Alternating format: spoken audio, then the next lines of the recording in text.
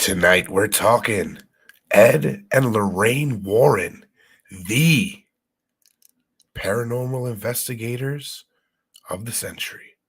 Stay tuned.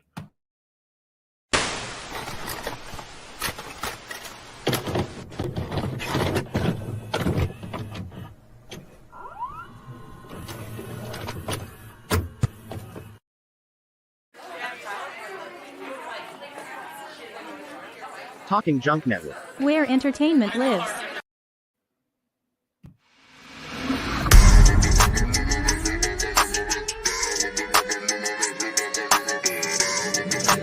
Ladies and gentlemen, boys and girls, welcome to BreakRoom,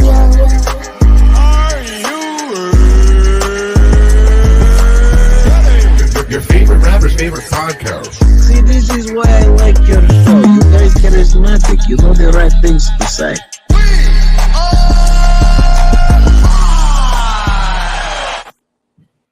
Tonight's episode is brought to you by Heaven's Pantry's Excalibur. With 6 simple ingredients: dates, cashews, almonds, cocoa powder, coconut oil, and a little sprinkle of sea salt, it makes the best 100% all vegan chocolate energy bar that tastes just like a brownie. And they do not skimp on these ingredients. There are big old chunks of all of these ingredients in there, except, of course, the cocoa powder, coconut oil, and sea salt.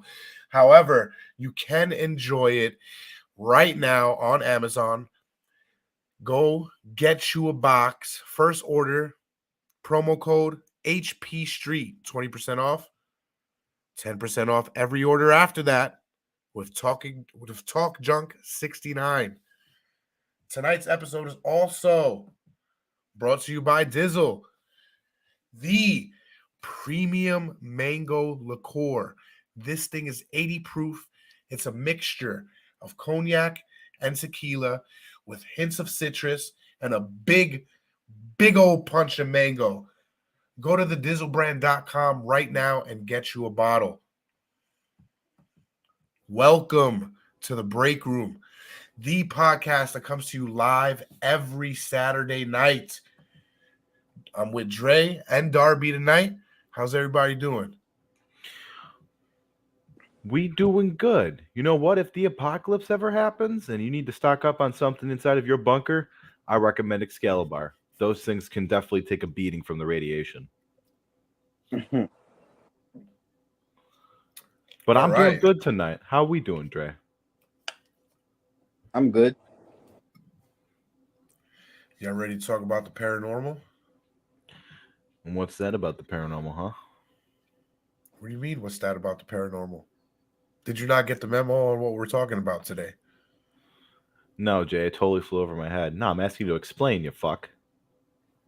Well, we're talking about Ed and Lorraine Warren. Okay. The most famous paranormal investigators of the last 100 years. Of the last 100 years. Was there one in the 18th century we're not discussing right now? Who knows? I like the filter, Jay. Is that the one we're going to stick to tonight, or are we going to start playing around with the other ones? I might play around with a couple tonight. Depends how it goes. Depends how it goes. I may have a couple up my sleeve tonight. Nothing too big. I do like this one, though. The thermal pumpkin cam. So right off the bat, what do you guys know about Ed and Lorraine Warren? Well, from the couple of the cases that I looked at, including the Amityville one, and first of all, I know that the Conjuring series is based off like a good chunk of their cases, so there's that to be said, which I feel like we're gonna probably bring up at some point. You know what the crazy thing is? I thought that the movies would be a good chunk of their investigations as well, but it turns out they got like upwards of 10,000 cases So these are just some of the most notable. Yeah, no, that's what I'm trying to say. Like when I was looking for actual like cases for it, I found all the popular ones, like the ones we know about, like the Annabelle doll, the Amityville house, the Perrin family haunting, the Harvest. Yeah, of Like, course. There's a conspiracy theory on why those are the most famous ones, and we'll get to that a little later on. It's kind of hard to find information on the Warrens unless you're getting some of their books or have their older tapes yes, back in the day. buy their books and buy their mixtapes. Their mixtapes. Yeah, they're selling Memphis rap sigils out the trunk of their car. Right. There you go, Jay. That's something to put on a t-shirt. Ed and Lorraine Warren mixtape. Ed and Lorraine Warren sat in the back of a fucking like old Chevelle with like a bunch of mixtapes stuffed in the back. Challenge accepted. Dre, growing up, what did you know about Ed and Lorraine Warren? Because you grew up in Connecticut, right? Oh, also twin fucking X-Files. They're fucking based on them. Mulder and Scully are supposed to be based on Ed and Lorraine Warren. Yeah.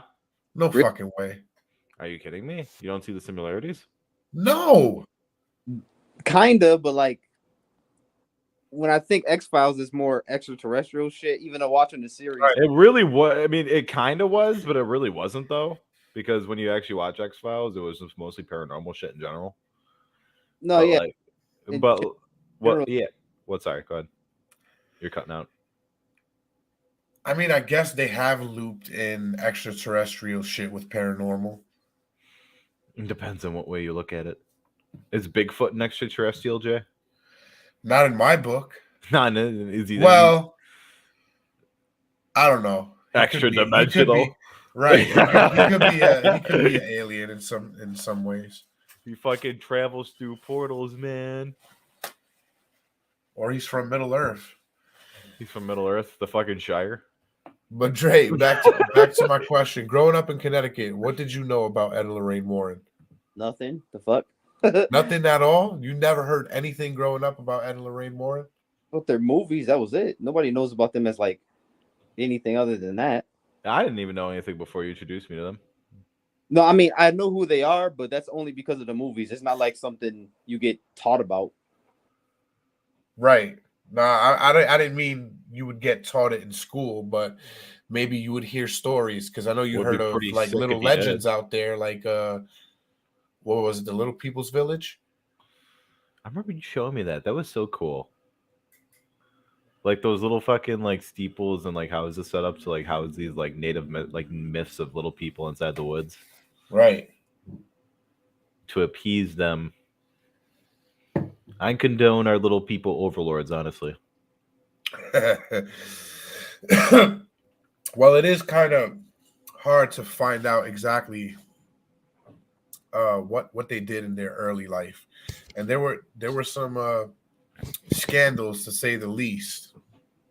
But we'll read what we can dig up like we usually do, and we'll fill in the blanks of what we can, because there's not much. In a week, I'm not going to be able to buy all of Ed and Lorraine Warren's books and fucking read them shits, but we'll give you what we got like we always do. We'll make it entertaining. Yeah, did you know that they claimed they have authority from the Vatican to do exorcisms, and they actually never really did? Yeah, I heard that before. Yeah, that's not what the movies would lead you to believe. No, I was just saying because you were talking about scams. I was like, why not throw that in there? Your mic's muted, brother. I know. Would you like to hear me blow my nose? Yeah, I want to hear it thick and mucusy on the camera. Nah, I'm good. I don't think I'm good. The junkers out there want to listen to that shit. We'll lose a couple viewers we got live. All right. That's how it goes. So what do I got here? I got the biography. Okay, a small little biography. This Ed Warren Mini was born September 17th, 1926. My man's Mimi. I wonder why he got two last names. That's just sometimes people. That's a thing. It could also be his middle name. Have you considered And then that? he just dropped his last name and just Wait. went by Ed Warren. Yeah. But then why is his wife's last name Warren when they got married? Because sometimes people take the husband could take the spouse's last name too. Okay, but you use your middle name as a last name? I've never heard that. Well, yeah, I have. People do that. It's not common, but it's weird, sure. It's weird as fuck. Anyway, while Lorraine Rita Warren was born in January 30, born on, I can already tell this article is not going to be an easy one to read with this grammar. Anyway. Well, you don't like also all the pop-up ads too? Now, these ads ain't popping up. Where are we at? Where was I? She was born on January 31st, 1927. They both hail from Bridgeport, Connecticut. Lorraine attended the Laurelton Hall, a Catholic school, girls' high school in Milford, Connecticut. Ed, at the age of 17, served in the United States Navy during the World War II. He was a Navy boy. Immediately after the war, he signed up for painting classes and learned how to paint. He was also a self-taught demonologist. Their journey into what would make them famous Self-taught demonologist. How do you self-teach yourself back in the day? Do you like go to your local library and just like pick out a bunch of books that have the word demon on it and be like, well, it's not like you could go to fucking demonology Demonat. high school back in the fucking 30s Yeah. and 40s. That's what I mean. Like, how did he self-teach himself this? This is what I'm curious on. Well, it was said that she was a psychic medium since she was small. You know what I mean? She's always had the gift. And when they got together, like he always had. See, this is where I fucking hate it. There's a little thing, a little biography that they had, and I forgot to write fucking notes down, where I think it's after the second Conjuring movie or third, she did a little 15-minute biography. She explains how they met after he died. After he died? Yeah, after he died. She explains how they met because he wasn't part of the interview. I think he died in 2017 and she died in, I think, 2018, 2019. Only like 2 or a year after, huh? Yeah. I mean, what do you expect? Anyway, where were we? Donde yo estaba? Okay. The Warrens first began by making paintings, which they sold and used to proceed to start up their paranormal investigation business, which is true. However, they left out that that's also how they would enter the homes of the houses they would suspect were haunted, and they would try to make contact with the owner that way, offering them painting of their house, going inside, letting them explain to them about the house, and then they would ease it into conversation. You know, I kind of feel like there's a presence here, you know, crazy shit like that. And back then, the occult was like taboo. Still is kind of. Yeah, but it's more mainstream now. You got a lot of cult followings. It's more normalized now than it was back in the fucking 30s and 40s. I mean, no, for sure. If you talked about that shit back then, you'd just be thrown into an institution or right. They were devout Catholics. They had to yes. It has to be the demons.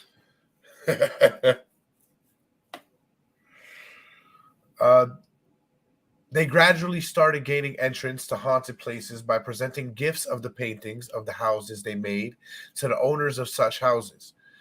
They helped them get both audience and entrance into the homes of their investigations.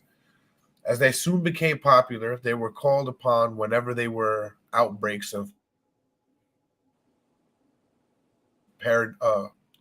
phenomena or strange activities, and So they they were worked on such Ghostbusters. projects and other. Right, they were the 30s and 40s Ghostbusters. But really, you see this every time you flip the fucking channel nowadays. You got shows like Ghost Brothers and Paranormal Investigators. Ghost Brothers. Yeah, I've never heard that one. yeah. There's a bunch of fucking ghost busting shows. And about 90% of them are fake. If they lived right now, you think Ed and Lorraine Warren, I mean, in their prime, like young, you think they would have their own show? I think no, they think they would sell their analog tape saying that digital camera can't capture the true spirit essence. So they can make more money. I don't think they'd have a show, but they definitely would have a following. They probably have a podcast nowadays, but I don't think they have like a TV deal or anything like that. Yeah, they'd be I'm talking junk. That'd be great. But I don't know. I think they would. I think if they would have, especially if they were able to get the cases that they had back then right now. Because obviously if they're living right now in their prime, their cases would have to be, up to date. They would have I mean, to you be also have to happening. think about like why were possessions back then so common compared to how they are now? Like you don't ever hear of anybody being like, "Oh, I got possessed." You know what I mean? I mean, you do, but it's not It like was also technology too, bro. Like you could disprove all of that bullshit easier nowadays. right. Back, Well, even if it wasn't like them faking it, it could also just be a form of hysteria. You know what I mean? yeah, could be. That shit do be happening. It's something in the water. Yeah, there's something definitely in the water around here in Florida. In 1952, the Warrens founded the New England Society of Psychic Research, the oldest ghost That's hunting not group in New ominous. England. That's not Right? that's not like a supervillain in the making. It sounds like a fucking superhero. Welcome to the New England Psychic Society. Nah, it sounds like a superhero front. That's something that it's like MK Ultra. That's what almost it was, like Doctor Strangeworthy, but then it swerves.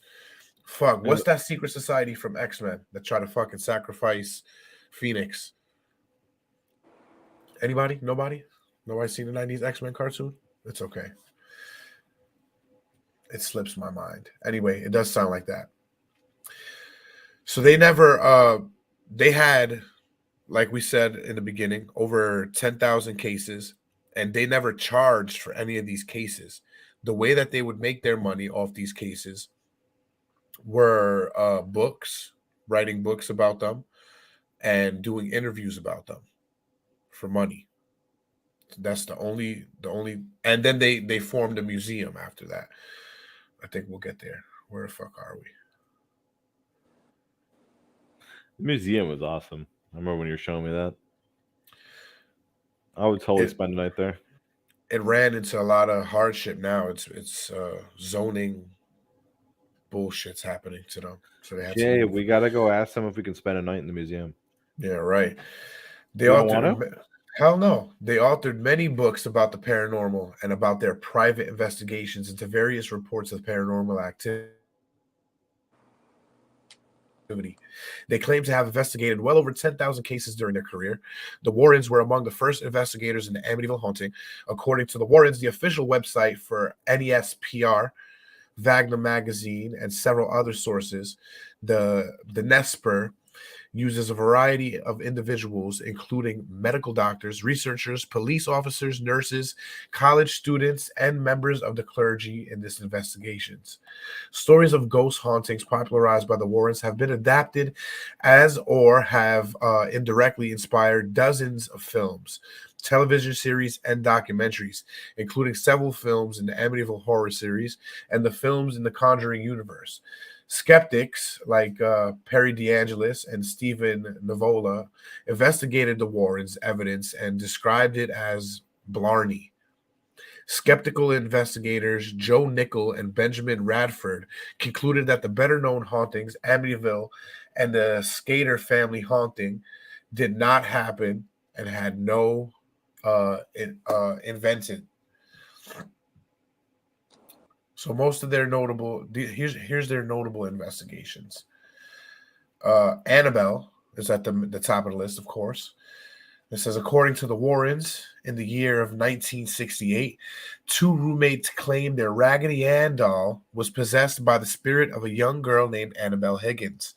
The Warrens took the doll, telling the roommates it was being manipulated by an inhuman presence, and put it on display at the family's occult museum.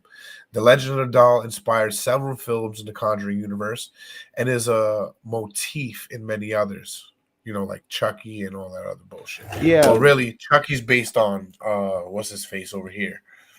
Apparently they also said the doll had like fucking quote unquote deft hand with the quill. It left notes and stuff like that, and then like stuff like help me and like help Lou. And they also found the doll covered in blood as well. I don't know. So it was given to a student nurse in 1971. They said that the doll behaved strangely and that the psychic medium told the student that the doll was inhibited by the spirit of a deceased girl named Annabelle. The student and her roommate tried to accept and nurture the spirit-possessed doll, but the doll, because that's what you're supposed to do, right? It's a fucking kid spirit. You're supposed to nurture it like it's still alive, because that's not at all fucking creepy. Nah, you gotta purge it. You gotta. That's not gonna exorcise start it. something. You gotta blast the doll with a Glock. Fucking white people. Where am I? Hey, I said blast the doll with a Glock. That ain't gonna do nothing. They tried to nurture the spirit-possessed doll, but the doll reportedly exhibited malice and frightening behavior. It was at this point that the Warrens say they were first contacted, moving the doll to their museum after pronouncing it demonically possessed. The doll remained in a glass box at the Warrens Occult Museum in Monroe, Connecticut, until the museum's closing. Texas State University assistant professor of religious studies Joseph Laycock says that's a crazy ass porno name if I do say so myself. What's this porno name? Joe Laycock. Joe Laycock. Joe Laycock. Laycock. Joe Laycock here to deliver the hot news. Excuse me, I'm your plumber here. This is Joe Laycock. I'm here to lay some pipe. He's got that mustache going too, bro. I heard your stepsister's stuck under the sink. You want to help me? He says most skeptics have dismissed the Warrens Museum as full off-the-shelf Halloween junk. Dolls and toys, books you could buy at any bookstore. Laycock calls the Annabelle legend an interesting case study in the relationship between pop culture and paranormal folklore. Jay, all the and books skeptics there. That speculate, excuse me.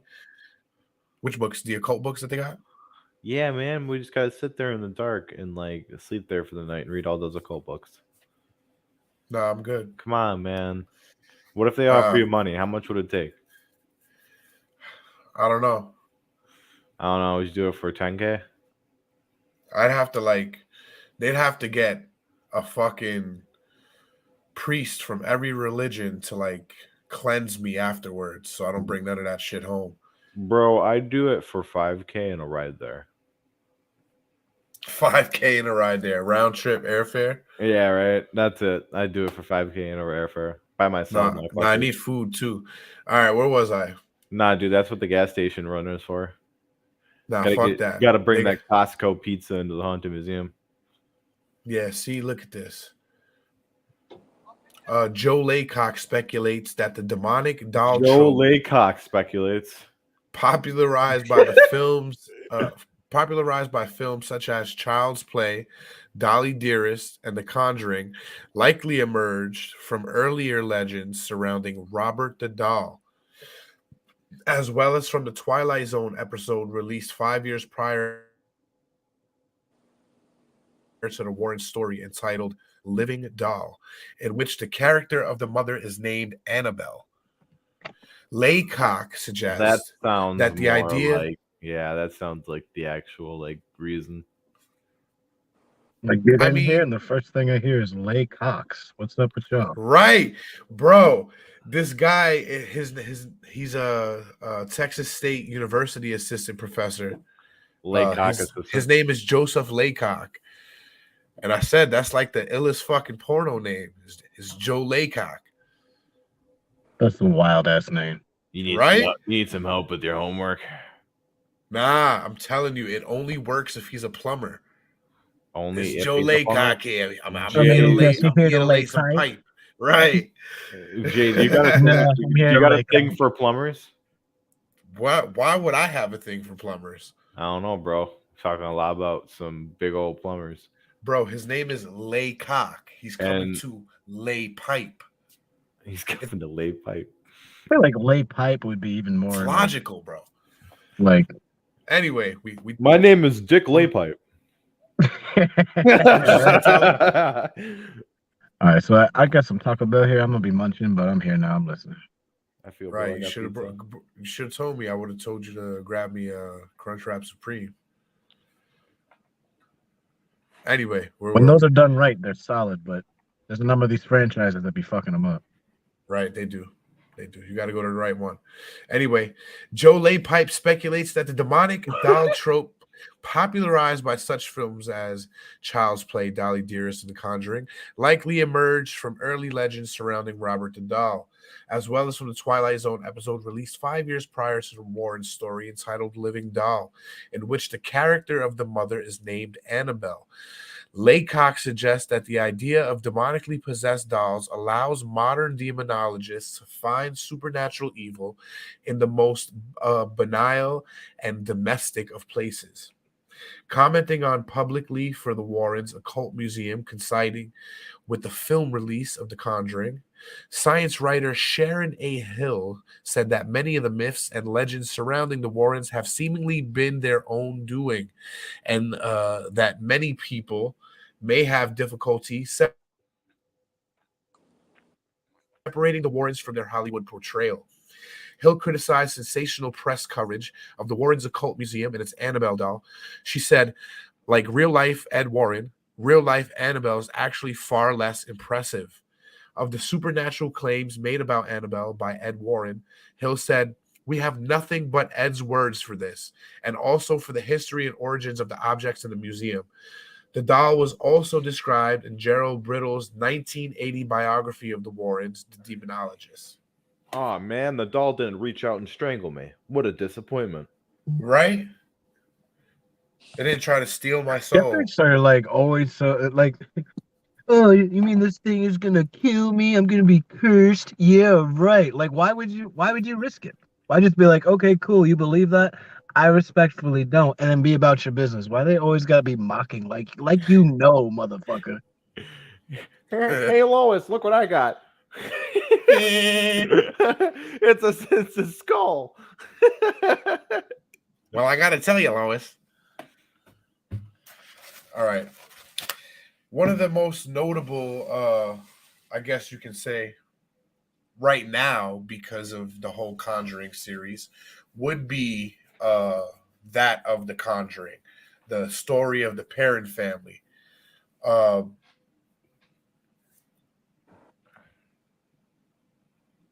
Why did it take me? All right, right here. Quick note: outside of the original movie, the Warrens really had very little to do with the stories in the Conjurings. That's kind of Right. They didn't. This is based on their investigations. It's not, it's loosely based. It's not 100% solid. These aren't fucking documentaries. Yeah, but like in comparison to the first one, where like they're much more involved in like the actual practice and whatnot, which apparently there is tons of demons or whatever, and they only got rid of one or something like that, and they got thrown out into after shit. Like very weird, the first house story, but the second one that they based it off of, they pretty much just showed up and were like, "Yep, there's possession going on. You should call somebody about it, though." And then they left. They really had nothing to do with the whole Call a situation priest, in the motherfucker. second one. And then in the third one, or like the official third one, where it's the devil made me do it, that's the most controversial one that they're tied to. And the only reason why they're tied to it is because that Ed Warren testified as the gentleman being possessed. That's the only thing that ties them Right, to and it. that's where you start seeing the Conjuring being a couple of different cases and not just about the parent family. The parent Right. family was just the first Conjuring. In 1971, Roger and Carolyn Perrin moved into a farmhouse in Harrison, Rhode Island, with their 5 daughters: Andrea, Nancy, Christine, Cindy, and April. Their dog Sadie refuses to enter the house, and the entrance to a cellar has oh, that's the plot to the fucking movie. Are you kidding me? They don't have nothing on the parent family? In 71, the Warrens claimed that the Harrison, Rhode Island home of the parent family was haunted by a witch who had lived there in the early 19th century. According to the Warrens, Bathsheba Sherman cursed the land so that whoever lived there somehow died a terrible death. The story is subject of the 2013 film The Conjuring. Lorraine Warren was a consultant to the production and appeared in a cameo role in the film. A reporter for USA Today covered the film's supposed factual grounding. And I still don't fucking have that. For the record, I actually heard at least somewhat where the whole Bathsheba thing is.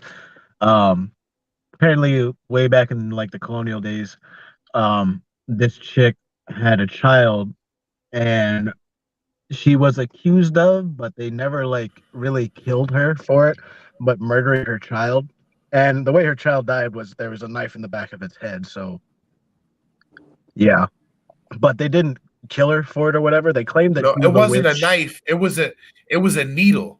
Well, And yeah, she was it a was nurse, it wasn't was a she? sharp object, and that's why they claimed her of being a witch. But they Dude, didn't like imagine getting kill her or stabbed to anything. death by a syringe. That would suck. What was that? Getting stabbed to death by a syringe would fucking suck. Yeah, it would. But they curiously called her a witch, but they didn't burn her or kill her. They just shunned her from society, and she just eventually died from not being a part of the group. But supposedly she was like very nice to the man in the house with the Conjuring family. She was very kind to him, with caresses, hair like a pure, beautiful.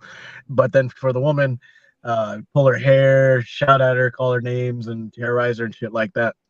But that's at least supposedly the origin for the Bathsheba. It's supposed to be a colonial woman that it seems like she killed her baby for some reason. Whether she was It just doing felt like it. witch shit or not, she was definitely trying to get out of that, and that's where that supposedly came from. Because I think the house itself was built like the 1700s. She just kind of felt like it. She was like, fuck it, I'm going to kill my baby today. The article here in Global News says the parent family of Rhode Island claimed to have been terrorized by an evil paranormal presence while living at an Arnold estate.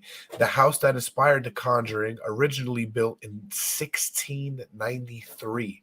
The home has a long storied history of hauntings and terror, even up to the present day. The parent and her family, 5 daughters in total, along with their mother and father, lived there from January 1971 until 1980. And the reason why they stood there so long after the fucking hauntings is that they really couldn't afford to move out. But centuries with 5 before, kids, I mean, Jesus. right, and their fucking mother and father. Centuries before the parents lived there, local legends say a woman named Bathsheba Sherman did, this has not been proven, Rumored to be a witch in the local legends, she allegedly haunted generations of families that had taken residence within her remote grounds. Ed and Lorraine Warren, the late paranormal investigator couple that anchors the Conjuring series, visited the home and looked into the hauntings in the 1970s. Documentary special Bathsheba Search for Evil attempts to set the record straight on the Parent family story. Hey, Anchored real by quick, can I set a record straight real quick? Yes, sir. I think the Dragon Paradise sparkling tea from Taco Bell is their best drink they've ever had.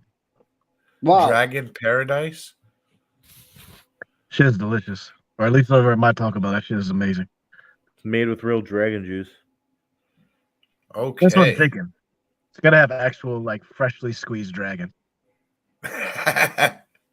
Don't ask how you milk a dragon. I don't ask, because if I do, then I'm sure I won't be able to drink it. We anymore. don't know how you milk a dragon. No, we don't. Jay Enlighten knows. us. Then I bet you Donkey knows. Donkey knows. Right. He does know. Now, the documentary special Bathsheba Search for Evil attempts to set the record straight on the Parent family story. Anchored by first-hand accounts from the living Parent family members, the special sets out to separate fact from fiction, discovering the truth that lies beneath the blockbuster film. Global News spoke with Andrea Perrin, the eldest daughter, about Bathsheba, the Warrens, and the spiritual world. Global News asked, would you say Bathsheba, The Search for Evil is the most in-depth interview your family has ever done for a documentary?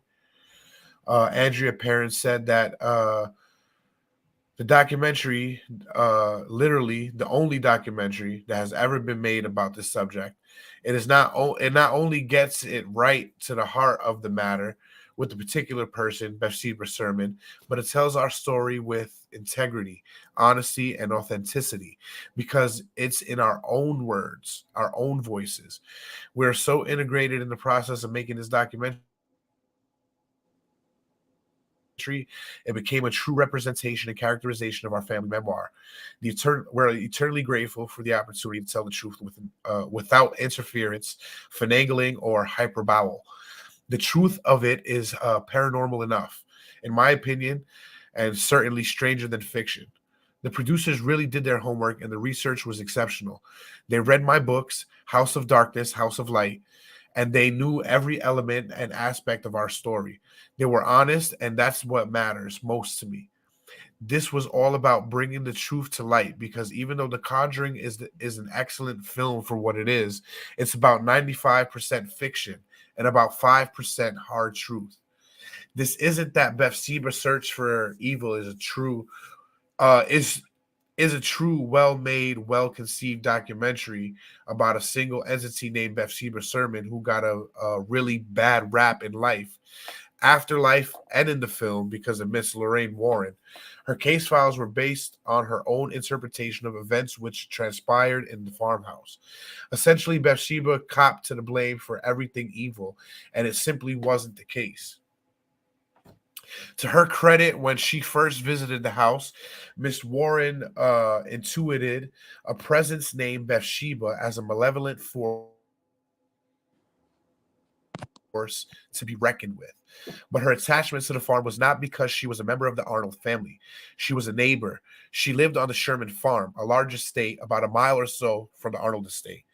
The entity hunting and taunting my mother had a broken neck and was likely Mrs. Arnold, found hanging in the barn in 1797 at the age of 93.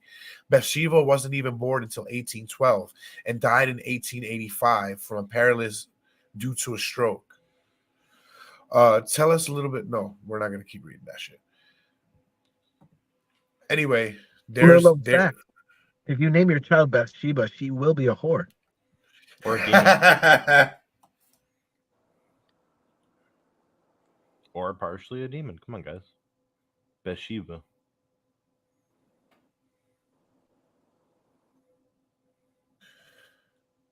This one time at band camp, I met a girl named Bathsheba. Bitch was wild. Like the other cases, there's speculation that this was fake. It was faked. And one of the things was the photos. Have you guys ever seen the parent family photos of the infield haunting of the I little girl don't supposedly? think so, but I've probably seen them in the past, back when I used to go down rabbit holes all the time, you know? Ah, okay. So this is not the parent family. I'll get there. First, we'll take a trip. Now, apparently, Wikipedia only has, let me see, 8 of their most notable. And I thought that there was about 10 of them, but we'll read off like we've been doing here, and then we'll read an article that I dug up that's about 10 times they were outed as frauds. So let's carry on. Growing up, real quick, before we get to the actual story, did you guys even know Ed and Lorraine Warren from these Amityville horror movies? Because they were never in them. No, So I didn't yeah, even know I they knew were. the Amityville case before, but I never knew that they were actually like they were the ones who actually like did it.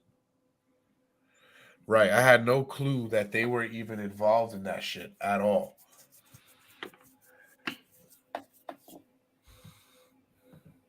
Now it says the Warrens were best known for their involvement in the 1975 Amityville horror, in which New York couple George and Kathy Lutz claimed that their house was haunted by a violent, demonic presence so intense that it eventually drove them out of their home. The Amityville horror conspiracy authors Steve and Roxanne Kaplan characterized the case as a hoax. Lorraine Warren told a reporter for the Express Times newspaper that the Amityville horror was not a hoax. The reported haunting was the basis of the 1977 book, The Amityville Horror, and adapted into the 1979 and 2005 films of the same name, which also serve as an inspiration to the film series that followed. The Warrens' version of the events are partially adapted and portrayed in the opening of the sequence of The Conjuring 2. According to Benjamin Radford, the story was refuted by eyewitnesses, investigations, and forensic evidence. In 1979, lawyer William Weber stated that he, Jay Ensign, and the occupants invented the horror story over many bottles of wine. Now, the Amityville Horror, it was a book by author Jay Anson, published in September 1977, and the basis of the movies from '79 and onward. But the book is based on the claims of paranormal experiences by the Lutz family. But this has led to controversy and lawsuits over the truthfulness. On November 13th, 1974, Ronald DeFeo Jr. shot and killed 6 members of his family at 112 Ocean Avenue, a large Dutch colonial house situated in the suburban neighborhood in Amityville on the south shore of Long Island. He was convicted of second-degree murder in November 1975 and sentenced to 6 terms of 25 years to life in prison. DeFeo died in custody in March 2021. In December 1975, George and Kathy Lutz and their 3 children moved into the house. After 28 days, the Lutzes fled the house, claiming to have been terrorized by paranormal phenomenon while living there. The book describes the house at 112 Ocean Avenue as remaining empty for 13 months after the DeFeo murders. In December 1975, George and Kathleen Lutz bought the house for what was considered to be a bargain price of $80,000.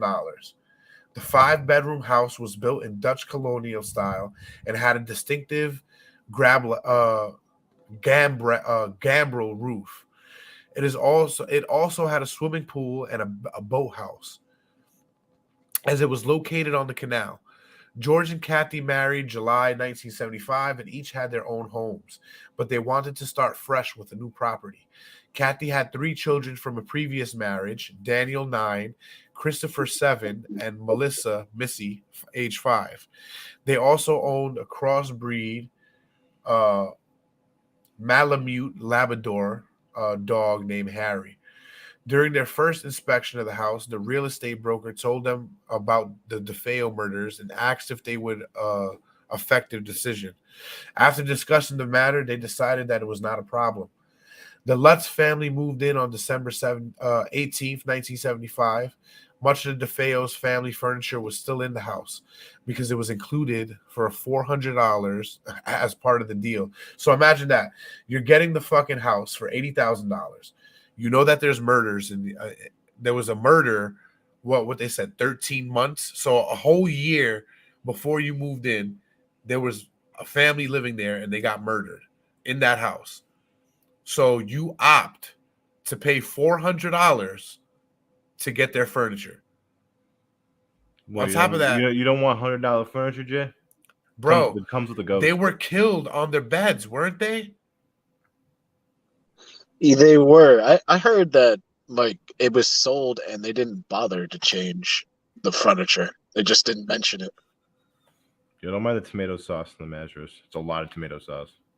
Bro. Oh, the previous owner had very nasty times of the month. Don't worry about it. She had daughters, and they both had their time of the month for the first time before they died. No, that's too much, bro. That's fucking too much. You don't. He's talking to himself. Nah, you don't just buy dead people furniture and live on it. A friend of George Lutz learned about the history of the house and insisted on having it blessed. At the time, George was a non-practicing Methodist and had no experience on what this would entail. Kathy was a non-practicing Catholic and explained the process. George knew a Catholic priest named Father Ray who agreed to carry out the house of blessings. In Anson's book, Real Life Priest, Father Ralph J. Pacanaro is referred to the Father Mancuscu for previous reasons. Fuck all that. We already know what happened there. Disputes over accuracy. The role of father, whatever the fuck in the book. We'll get there in the article.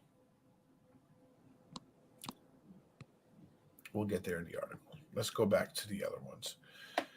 Now, the infill poltergeist. This is the one that I asked if you guys seen the pictures. For the record, that's the Amityville horror he just spoke about. Yes, that was the Amityville horror. Now, like I said, when I first started reading that shit, I had no idea growing up, like probably most of you, and most of you that are going to listen to this, nobody knew that the Warrens were tied to the Amityville horror because nobody ever mentioned it. Nobody ever mentioned paranormal investigators coming. That's because they never did. They showed up after the fact, and they didn't even stay for the entire time that they were supposed to. That's always nice. They were supposed to stay for a week, and then I think after a couple of days, they ended up leaving. After, like, they had a number of different incidents that they experienced, and I think something with one of their cameramen. But supposedly, when they were leaving, Ed got a shot of a little boy in a window of the house. That supposedly it suggested that was one of the people, one of the children that was murdered. Well, it was a horrible and gruesome fucking murder, and I didn't even know actually, that. One more thing, real quick. While they were there, Lorraine at one point while they were downstairs, because they had a film crew with them as well. Lorraine said they're trying to communicate with me, and supposedly two of the men that were with them immediately just dropped and passed out. So supposedly there was some crazy shit they were experiencing, and I guess that's why they didn't stay very long. But the problem is if you weren't there, there's literally no way to corroborate. And if you are not completely without like fail in what you do, especially in this, if you have any room for doubt, everything that you do, people are going to doubt. And that's where we're at with the Warrens. Because there's things that are doubtful, people are like, it's all bullshit. And it's like, there's no reason for you to say it's all bullshit, but okay. Right. Everybody's always going to think it's smoke and mirrors.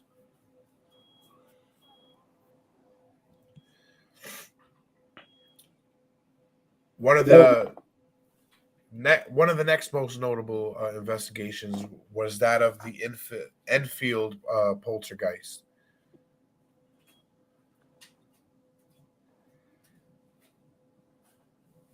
So many of this in the Northeast. Well, I mean, they're from Connecticut, right? So they're gonna do most of their shit, in the surrounding area. I just mean the Northeast is clearly quite evil. Nah, Connecticut's always been known as like the most haunted state. That's definitely true. Or with the most. I've been to the two most haunted cemeteries. Which ones are those? I don't remember the names of them. One of them is a much more large and public cemetery where like there's a lot of graves plots on it. The other one, the number one supposedly most haunted, is this random plot outside of this creepy looking house in the middle of fucking nowhere in the deep woods where there's like 30-foot trees, and you know that when it's dark, it's fucking dark outside. And honestly, being there during the day, it's like, okay, these are some old ass tombstones from hundreds of years ago, and this house is mad creepy. But during the day, it's like, it's not so bad, I guess. Looks like the woods are thick. But you have the same air of like, I don't want to fucking be here when it's completely dark outside. I don't want to do that.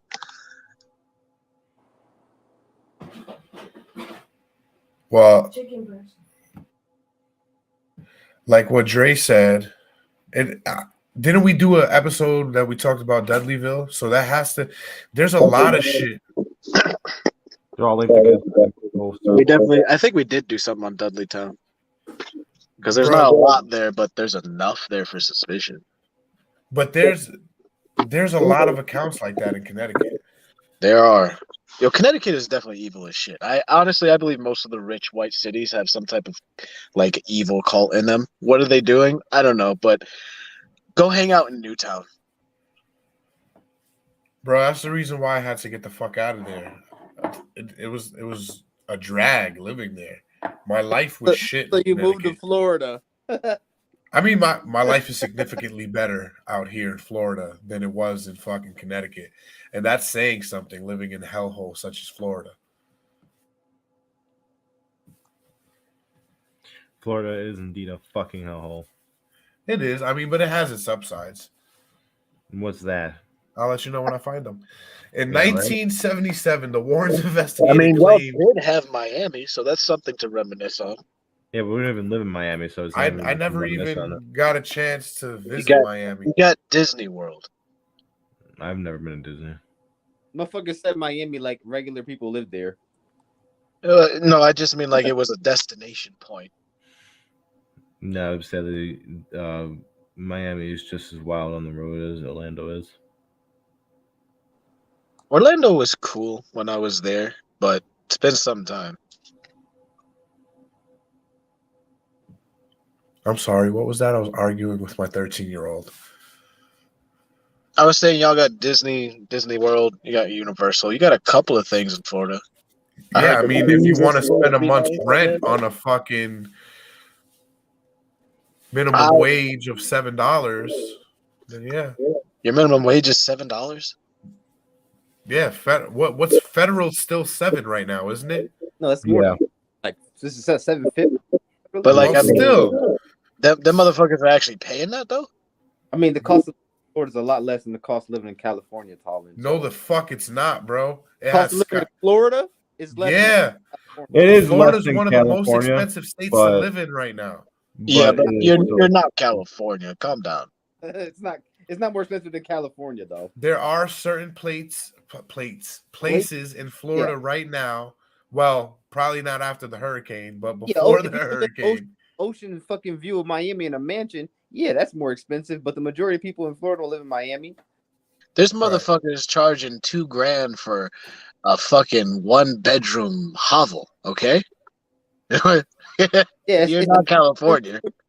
worst places to try to live. Yeah, not $2,000, but still, there are fucking places. Bro, there's a full-time- person down the block that we know that's paying for a 1-bedroom studio, and they're paying fucking $1,100. That's great. I wish I could do that. I would get my own fucking place. There are full-on like 20-year. I'm not even gonna go that far because that's more of an insult I'm trying to do. But like, let's say 5-year veteran nurses, they know their craft. They have to get roommates to get a half decent place out here because it's so fucking expensive. And yeah, we're on the coast, but I can tell you, it does not change much whether you go inland, up, south. It's still gonna be expensive. It's just where is it less expensive? And I'm not gonna go on a tirade, saying California is great. It's terrible, but it also is amazing. But don't think that Florida always be saying we're the same. No, you fucking not. Relax. It's chill there.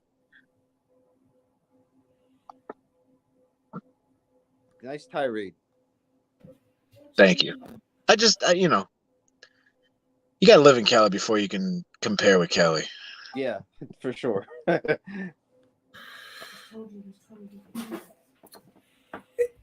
Where the fuck was I? Oh, the infill poltergeist.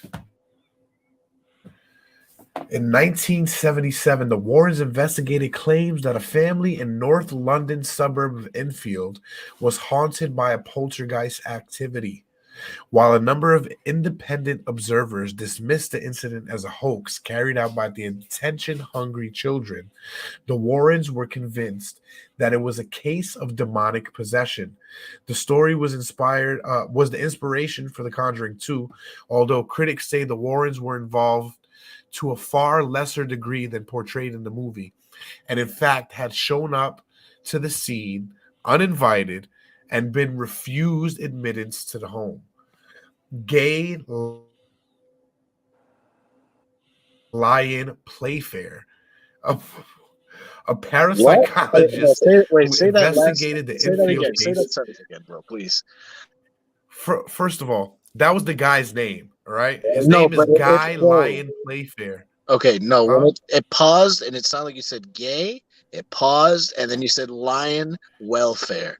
So First of all, I want to know how they want us to believe these cases, and I can't even believe half these names.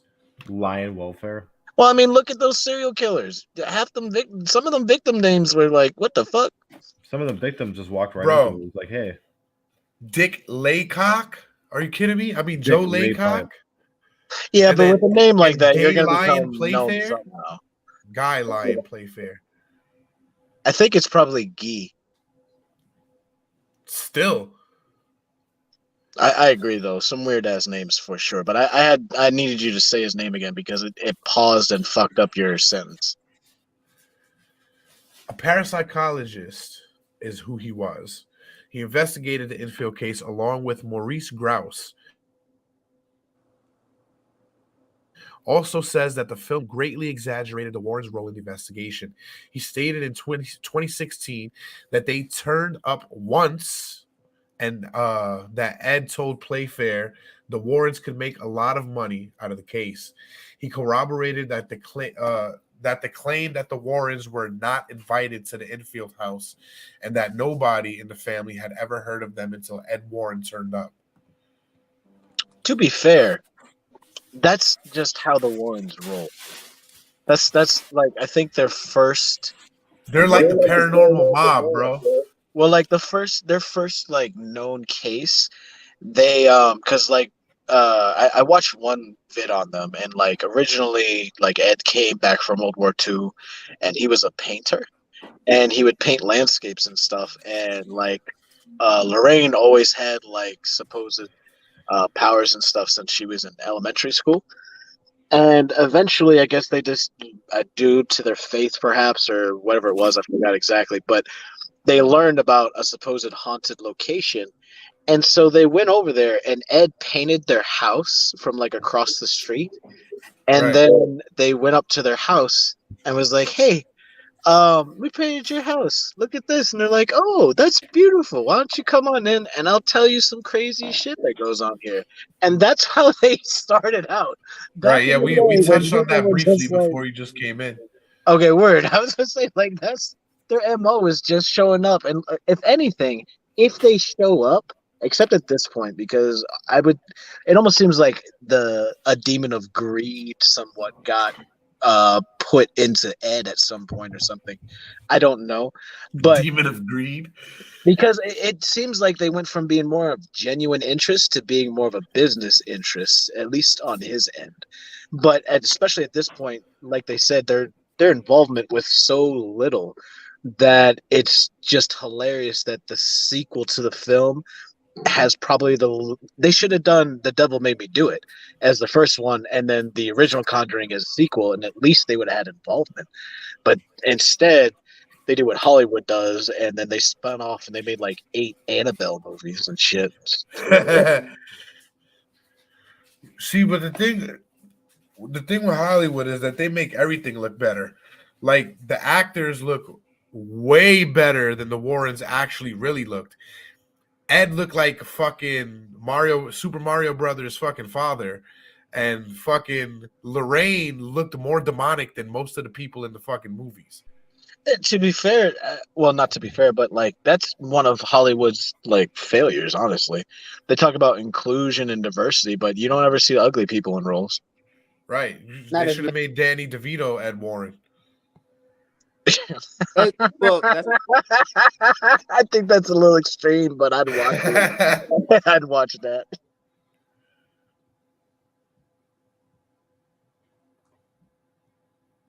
Well, Are you guys say something, right? Yeah. Oh, you said Dre. Yeah, it sounded like he was gonna say something. I said not his main characters. Yeah. Yeah. The crappier sequel. That's always the case. It seems like even like because I really like the first Conjuring. I thought it was decent enough, a change based on a true story. At least it was involving actual investigators that didn't do a thing. Of course, it's going to be embellished because it's a horror film, but it was good enough at the time, and it was disappointing to see how it ended up going. And then also once you learn the BTS of it all, it's just like, now it's even less like it's underwhelming, which is unfortunate because it makes everything lose credibility, which might be part of the point. It makes you wonder if they if they started. I wonder when their first accusation of being like a fake or a cheat was. Being charlatans, right? Being hooligans. Because like they had to have had word of mouth credibility for some time, right? But at some point, especially like I mean, they definitely got older once there was able to be surveillance of things.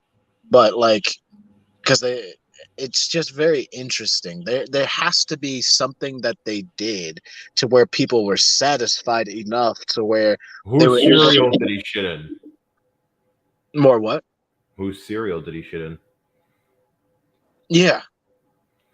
Like they have to have legitimate cases and moments that weren't well known and recorded, or like people just don't scrutinize like that.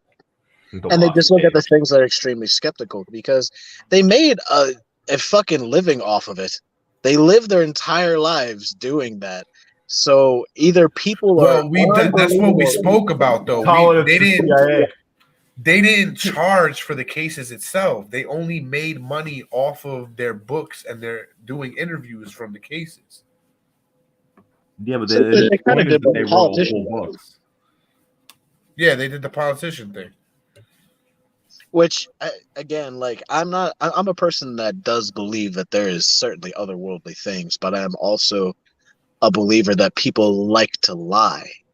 And because of that, it's very easy to put a shroud and really obscure the truth of certain things.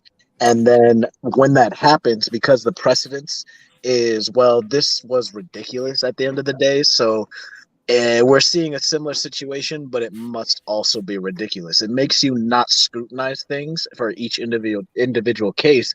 It makes you just lump it together. And then when you take a real world situation like that and you make a bunch of film series off of it, it desensitizes and ruins that possibility of it being real and something to avoid even more. Because maybe they did end up being somewhat corrupt in how they did stuff and to make money, but they had to make money. So on one hand, it's like, well, you had to do something, and that would be the one logical thing to do in your lane. And it almost seems like the angle of it all is to reduce their work to entertainment so that people will not think it's real. So, you know what I mean? Like, it's very interesting because I don't trust Hollywood as a whole anyway. So I think it was before that tactic really mattered, though. I think they just did it for like the sake of having the books and shit to write and sell about after, and being able to pay for interviews and appearances and whatnot. You know? right, I feel like they're less exploitive than what's being done with their name now. Right. Right. It's because they have no control over it now. Well, yeah, they're gone now. It's gold digging time.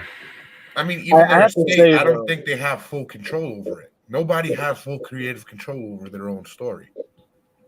Well, I mean, to a certain degree, because there's random interviews you'll come across with Ed where it sounds like he didn't really care, and he knew that the potential of the situation lied in the ability to embellish on it being more of a terrifying experience than it actually was.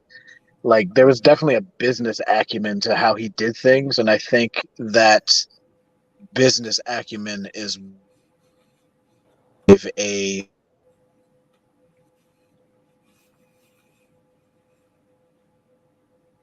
Business acumen. Still there, Tyler? He died. Talon went AWOL. The black-eyed children got him. Right. There's the shadow people, Jay. Get right. His phone dead. Damn. Why is he still on screen then? I don't know. He probably unplugged this shit or some dumb shit like that. Either that or it's still dying. All right.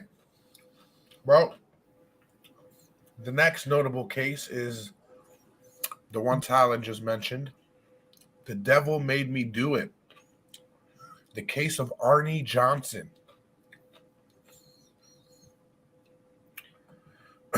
Excuse me. Right. Before I say anything, or before you go on, does anyone here actually think that demonic possession in the case of a murder is actually like a reasonable excuse? What do you mean a reasonable excuse? It's not. I know it's not, but to me, No. it's just What do you mean when you say a reasonable excuse? like for in the court. You know what I mean? No. Yeah. No, I mean I need you to explain what you mean more. Oh well. Okay. Well, Jay will explain because that's what's coming up. So. Or basically people saying that I'm guilty because the devil made me do it. Are you saying Right. that? Right. Yeah.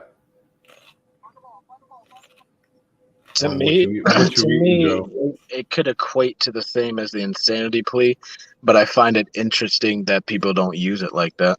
See, Satan crawled out of hell just Exactly. to make me kill my dog. People don't use it like that because they'd have to admit that If certain anything, aspects of religion are falsified. I mean, if anything, we saw with that. I forgot what it was. That group of kids that we were looking into, and the one. West Memphis 3? Yeah, that one right there. How that factored into everything, and how admitting to having that type of tie was absolutely Right. not. And some the of way these that fucking people want to cases go were for. going on around the same time as the West Memphis 3. So I find it curious that this happened and like he was brought on his defense, and I'm not sure what the verdict actually was, but at the end of the day, one, I do see where the question is there. It's like, well, then everybody would just be like, oh, I was possessed to do so.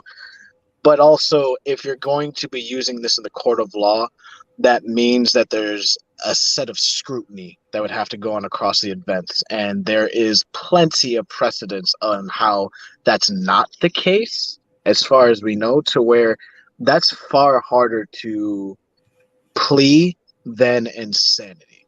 So if somebody is willing to plea that, I imagine it would be an extremely interesting case. And this case is interesting enough that we're talking about it and for it to make a movie.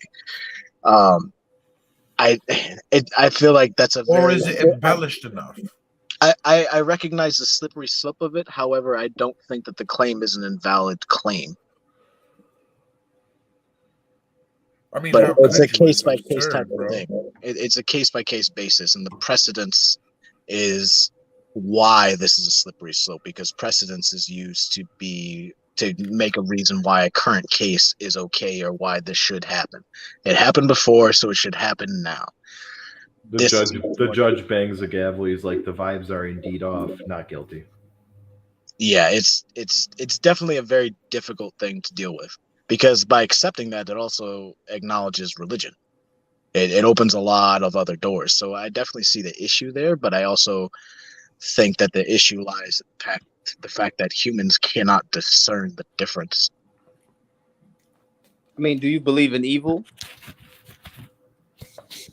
Right? I do, yes. Yeah. No, I'm saying generally, like, if you believe in evil, then you're gonna have it attributed to something. Right. Even if you don't put a name to it, like it exists. Or maybe it doesn't. Who knows? Maybe people. Maybe morality is subjective. I mean, I understand why that's a question for people, but if you actually seek the answer, you understand that there's morals exist. There's good. There's evil things. Not to alien bug hives that consume all in its path. Okay. I'm not sure what that last sentence was, but it made me think of Starship Troopers. Shout out That's what I mean. What is that? What are their morals, huh, Talon? Are their morals wrong? Yeah, I mean, they're not bound by the same morality you and I are, so exactly. But they're not fucking real either. So there goes that. I mean, to be honest, in that situation, the issue lies in communication, because once you're able to communicate, you're able to understand actual cultural differences from your species, and then delineate the difference of what morality is and be able to meet on that compass. Why would you do that when you can stomp Bug Skull? Because I'm not a Neanderthal. Well, those Starship Troopers people were. Yeah, but that was the point of the film. But just to answer your question hypothetically, if we came into a species like that, that's the goal. Communication, and being able to communicate and establish that and have it be an actual understandable communication is what allows things to not fly off the fucking handle. But miscommunication can immediately cause an unbelievable problem. So you're saying don't shoot them in the chest when they get off the ship, right? As long as they're not, just eating your people or trying to obviously defend yourself if necessary. But if efforts are being made to try to communicate. Just, And we do. I feel like Close Encounters of the Third Kind with lights and fucking organs may not be the answer, but I don't know. Neither are doves if Mars Attacks has taught us anything. Yeah, right?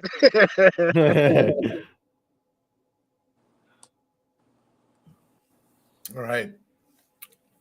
So that case that we first started talking about was the case of Arnie Johnson, the Devil Made Me Do It case.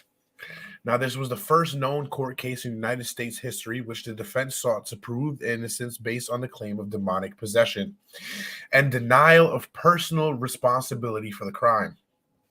On November 24th, 1981, in Brookfield, Connecticut, another Connecticut case, Arnie, and this is something that I would have hoped by the fucking late 2020s it would stop being a trend. But guys, please stop giving your sons daughter names, please. Arnie Cheyenne Johnson was convicted. Shut up, Jenna. Bro, my daughter goes to school with a guy named Whitney. Whitney. That's a Brokeback Mountain name right there. Right. I would just cut that down to Wit. Still, it's like, why? That's a real old name, too. They call me W. I would lie and tell people it meant Whitaker. Whitaker. Because it's better than Whitney, right? Then you got to call him Forrest. And then when I was 18, I'd probably slap my parents. And change my name.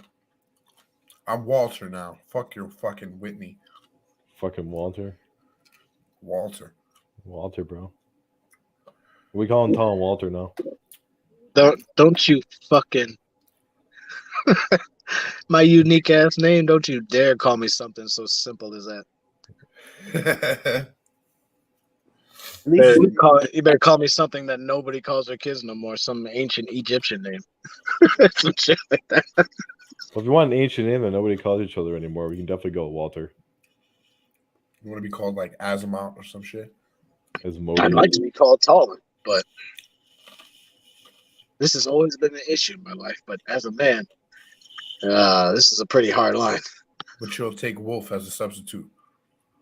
That's for other reasons, but yeah, that'll work. All right.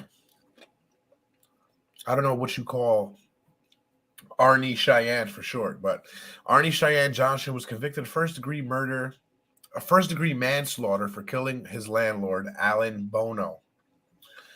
According to the testimony by the Gazelle family, 11-year-old David Glatzel allegedly had played host to a demon after witnessing a number of increasingly ominous occurrences involving David. His family, exhausted and terrified, decided to enlist the aid of Ed and Lorraine Warren.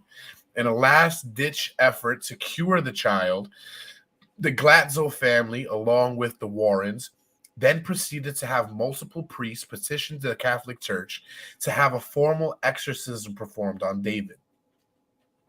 The process continued for several days, concluding when, according to those present, a demon fled the child's body and took up residence within Johnson. These events were documented in the book The Devil in Connecticut by Gerald Brittle. Several months later, Johnson killed his landlord during a party. His defense lawyer argued in court that he was possessed, but the judge ruled that such a defense could never be proven and was therefore infeasible in a court of law.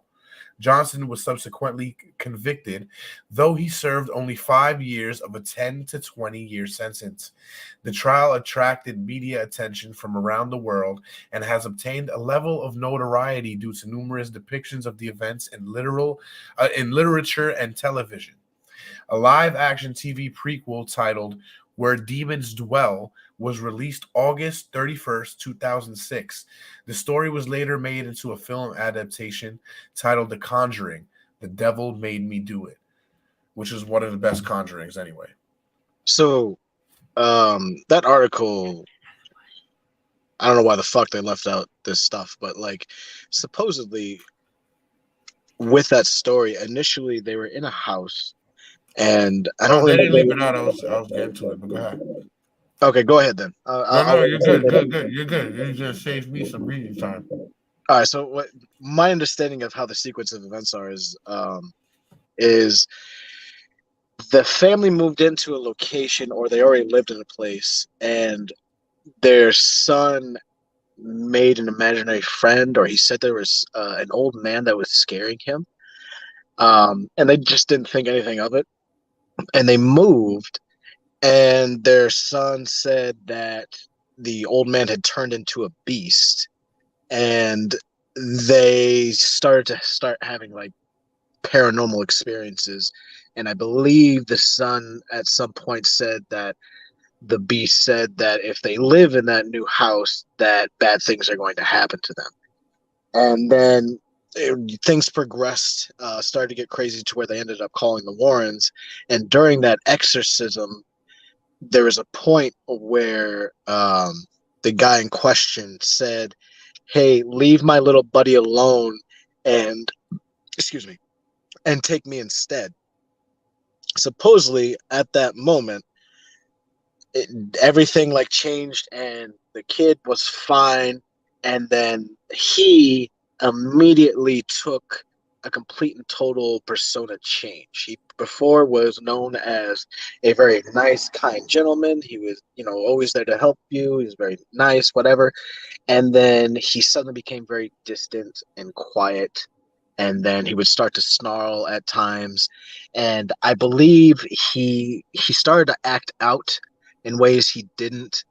And I think he might have blacked out one time and nothing happened. And then he ended up going back to the old home that they were at. And there was a well there. And he looked down the well and in the well he saw that beast. And then his claim is after that he blacked out and he doesn't recall what happened. And I think that's the first blackout I'm thinking of. And after that, that's when things really started getting crazy, which led up to them having a party, I believe. And they were all drinking. And one of his friends was just drunk, and I think the man's daughter was just like the claim is just like he was just kind of like acting. She was just acting out and being unruly, so he just kind of grabbed her, like maybe, and it's not specified where, but it suggested like how you would grab a child, just say calm down or whatever, and that just set him off, which led them into a fight, which eventually led to him stabbing him. And immediately after he finished stabbing him, that's when he recalls coming to and being completely taken aback and shocked at what he did, and not believing it to the point that he turned himself in. And They said that nigga growled like an animal at him before he stabbed him. yeah, like that. It was. There's a lot to the story that suggests that if there's corroboration to that, and this is truly what was happening with this gentleman, then the idea that he was possessed is not an absurd claim to make. And just because it hasn't happened before and it doesn't seem to happen often, does not make it any less of a possibility. Now, would you say a That logical also doesn't mean that he explanation? shouldn't be held accountable. I'm not going to say that, but it also Accountable? yeah, clownable. Some of these people are clownable, but accountable. I mean, would you say it's out of the realm of possibility that both these kids had mental illnesses? I mean, that's entirely possible, especially in the United States.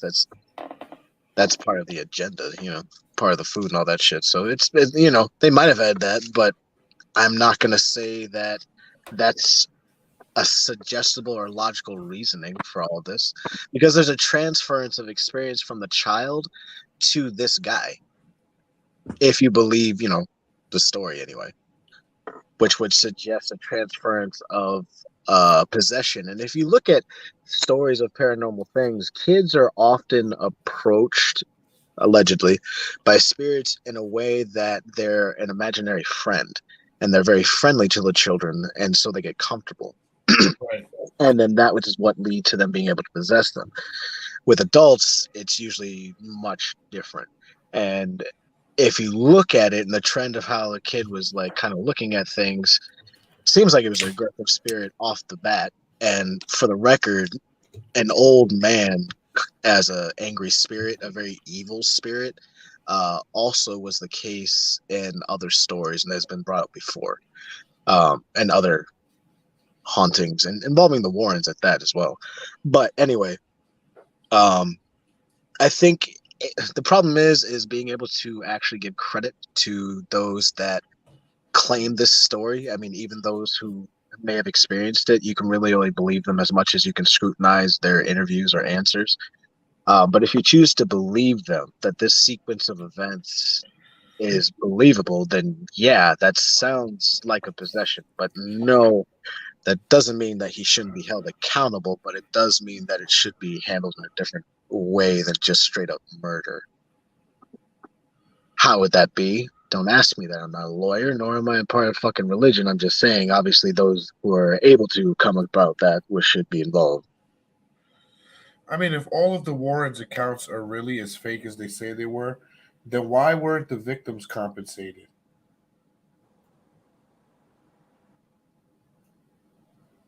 Yeah, like I believe the Haunting in Connecticut family made money from that, but that's because they're still like alive and kicking well, It's not the same as if you're descendants of people that it's being based off of and you don't really have full control because it's not really about you. It's about people involved. And all they got to do is change the names. You know what I mean? Right. And you keep hitting it on the head on the notable investigations that are next, because now we're talking about the Snydecker house. In 1986, Ed and Lorraine Warren arrived and proclaimed the Snydecker house, a former funeral home, to be infested with demons. The case was featured in the 1993 book In a Dark Place, the story of a true haunting. A TV film later that year became part of a Discovery Channel series, A Haunting, and was produced in 2002. The Haunting in Connecticut, a film based on the Warrens' version of events and directed by Peter Cromwell, was released in 2009. Horror author Ray Garton, who wrote an account of the alleged haunting of the Snydecker family in Southington, Connecticut. That shit was in Southington? Yeah, nigga, I told you Connecticut evil, bro. Yeah, but I didn't know it was in Southington. I didn't know we were that fucking close to it. Yeah, bro, man, Holy Land definitely has some shit go down. What you mean? You know, Bro, my brothers went to school with that girl. I'm talking about shit that we probably don't even know about. Oh, well, there's shit that we do know about. Later called into question the veracity of accounts contained in his book, saying the family involved, which was going through some serious problems like alcoholism and drug addiction, could not keep their story straight. And I became very frustrated. So you mean to tell me somebody that's been slamming 40s all night and taking straight shots of tequila and fucking vodka, taking needles to the arm and straight fucking nose candy snorts is not very reliable witness? That sounds ridiculous to me. that's part of that's the shit that they put on people though. They make it seem like, well, you're a drug addict. Nothing you say could be credible. It's Right. very convenient. Little do you know, crackheads tell no lies, especially when they need that Also, fucking fix. that's quite a plethora of drugs. Usually people choose a drug when they're an addict because it's fucking expensive to just I don't know what drug. Oh. What was their drug of choice? I just threw some stuff out there.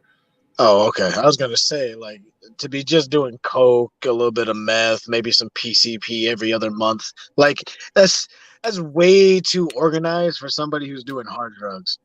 Or this is the 80s. I'm pretty sure it was fucking coke. Cocaine, Quaaludes, yeah. But those people were functional. Connecticut, Those maybe were- crack made those it were over some there of in the our 80s. parents. You think? What do you think? 80s crack in Connecticut? Maybe. What year? 86. Yeah, there's probably crack in Connecticut in '86. Where the fuck was I? They couldn't get their story straight. He became very frustrated. It's hard writing a nonfiction book when all the people involved are telling you different stories. To paranormal investigators Benjamin Radford, Grattan said of Lorraine, "If you told me the sun would come up tomorrow morning, I'd get a second opinion." I mean, if she told you the sun would come up tomorrow morning, you'd get a second opinion. There's no other accounts of the Snydecker house on this Wikipedia article here. So we'll move on to the second to last, which would be the Smurl family. Smurl. Smurl. That's a fake ass name. Like we've seen, bro, through this whole shit. The Smurl haunting refers to claims made by Jack and Janet Smurl of West Pittston, Pennsylvania. The famous Schmerlers. They brought Schmerling to America and helped establish the Schmerling entity that we now know today as Schmerl Enterprises. The fuck is a Schmerl? What kind of fucking name is that? What is that? Schmerl. Do? Sounds like a brand of glue. It sounds like a drink. This is gonna make you Schmerl. What? Just drink it. Yep, that's exactly what it sounds like. Something that'll make you shit. Hey, don't drink too much of that over there. You're gonna Schmerl in the morning. What kind of drink makes you shit? I've never had that. I don't want one. Yeah, I thought you were gonna say you throw up or something, but all right. Hey, don't eat too much of that. You're gonna Smurl later on. Hey, if you Smurl on yourself, I don't got no extra pants. Are you saying? Yeah, why are you saying shit on yourself? What do you have that you're having butt problems, bro? Usually people throw up, not shit out. I don't know, bro. Things happen. Yeah, I guess so.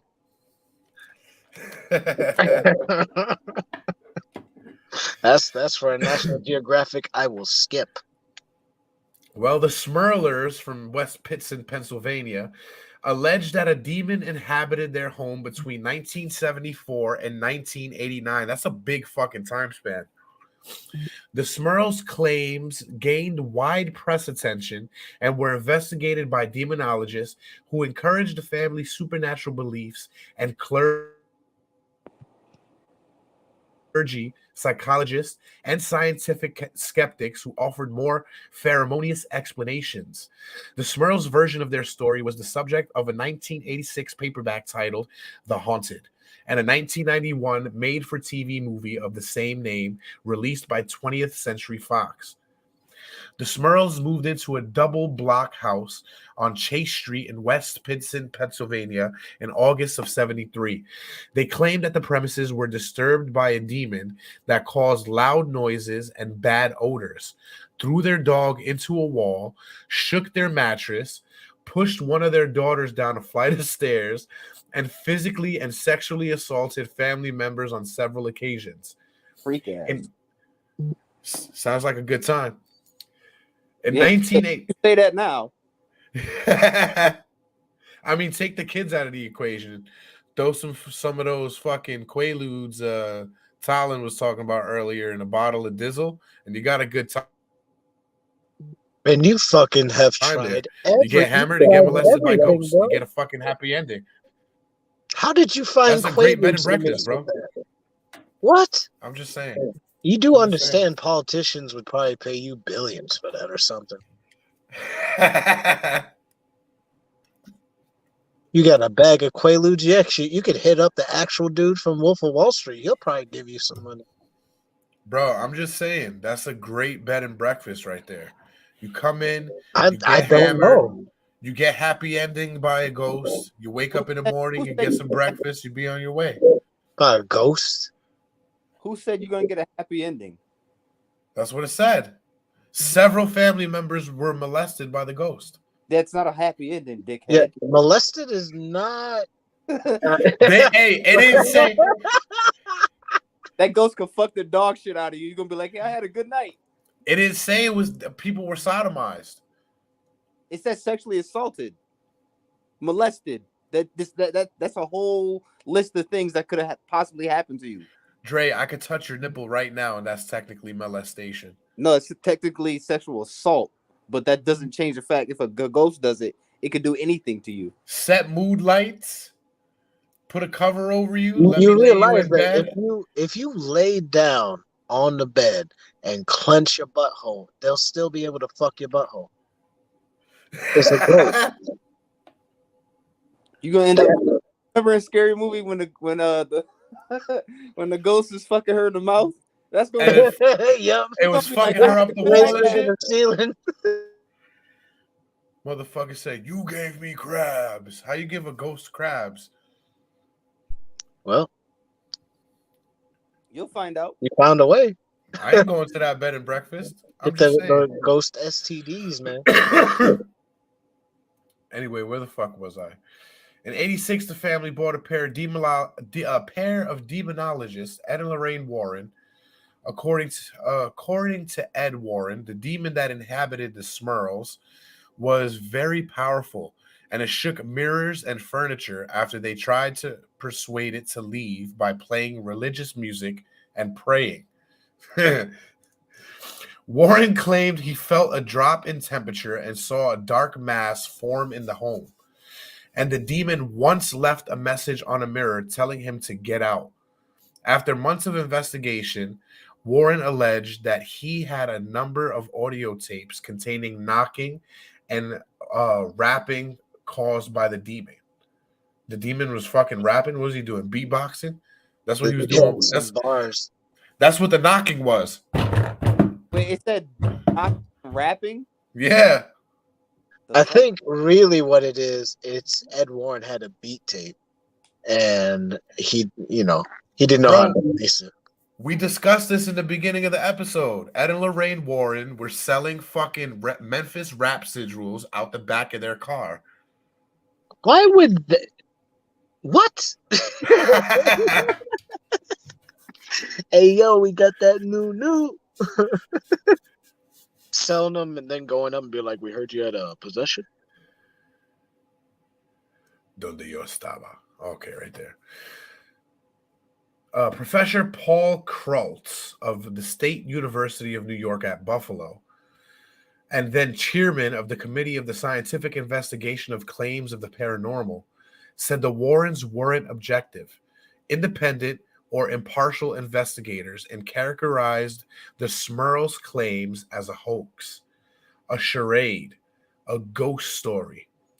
Kurt said that, yes, sir, a charade. Kurt said that the family's claims were probably due to delusions, hallucinations, or brain impairment, and advised that they submit themselves to psychiatric and psychological experimentations. Jack Smurl told a newspaper reporter he had surgery to remove water from his brain in 1983 because he had been experiencing short-term memory loss due to a case of meningitis in his youth. Allentown psychologist Robert Gordon commented that people often look at demonology to explain many tensions that they experience as individuals and within their families. Spokespeople didn't the haunting in Connecticut turn out to like be a case of molestation from her father? I did not hear that. Yeah, where'd you get that from? I thought they said it at the end of that movie. Because wasn't that the movie with Kiefer Sutherland's father? I don't remember. I saw it once back in high school. All right. I digress. I don't remember where the fuck I was now. Oh, all right. A spokesperson for the Roman Catholic Church, the Diocese of Scranton, said they were unaware that what might be causing the disturbances. St. Bonaventure University theology professor, I am not saying that fucking name, Alphinosis Thribold. All right. We're going to call him AT. Thribold? Maybe Tybalt? No, it's Thribold. Thribold. You said like it's supposed to be. Shut up. Keep going, Jason. I'll keep him quiet. Alphonsus Thribold. AT said there might be other, less demonic explanations. The home was blessed by several priests who said they saw no harmful activity while on the property. Janet Smurl claimed an unidentified priest performed 3 unsuccessful exorcisms. That's a mouthful right there. And that the demon avoided the rites by moving between the double block home and following the family to other locations. Excuse me. In 1986, a priest from a local diocese spent 2 nights at the Smurl home and said nothing unusual happened during the stay there. In 1986, the Smurls told the press that they were tired of the constant media bombardment. However, within a few months, they had authored, along with Ed and Lorraine Warren and Scranton newspaper writer Robert Curran, a paperback book version of their story called The Haunted, published by St. Martin's Press. The book was categorized by reviewers such as Wilkes-Barre, Times leader, staff writer Joseph Mazarak, who wrote Robert Curran forsakes the principles of his trade to give readers a one-sided account of what did or didn't occur. Curran taking their story seriously, given the complete lack of any empirical or physical evidence to support it. That same year, the pastor of Immaculate Conception Parish in West Pittston, Reverend Joseph Adonzio, said the Smurls felt that after intense prayers, things are back to normal. In 1987, Janet Smurl told reporters that they still heard knocking and saw shadows.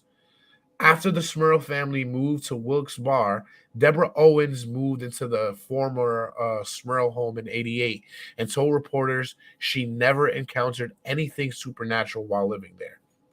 In 91, a 2-hour made-for-TV movie titled The Haunted was released by 20th Century Fox, written by Curran, the Warrens, and the Smurls, and starring Jeffrey Dunman, Jack Smurl, and Sally Kirkland as Janet Smurl.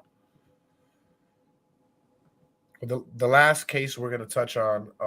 You got 3 out of 5 Smurls. Yeah, what was you saying, bro? It scored 3 out of 5 Smurls. And the Smurl world goes to. What is that the equivalent of? Like, is that how many Blimfarks?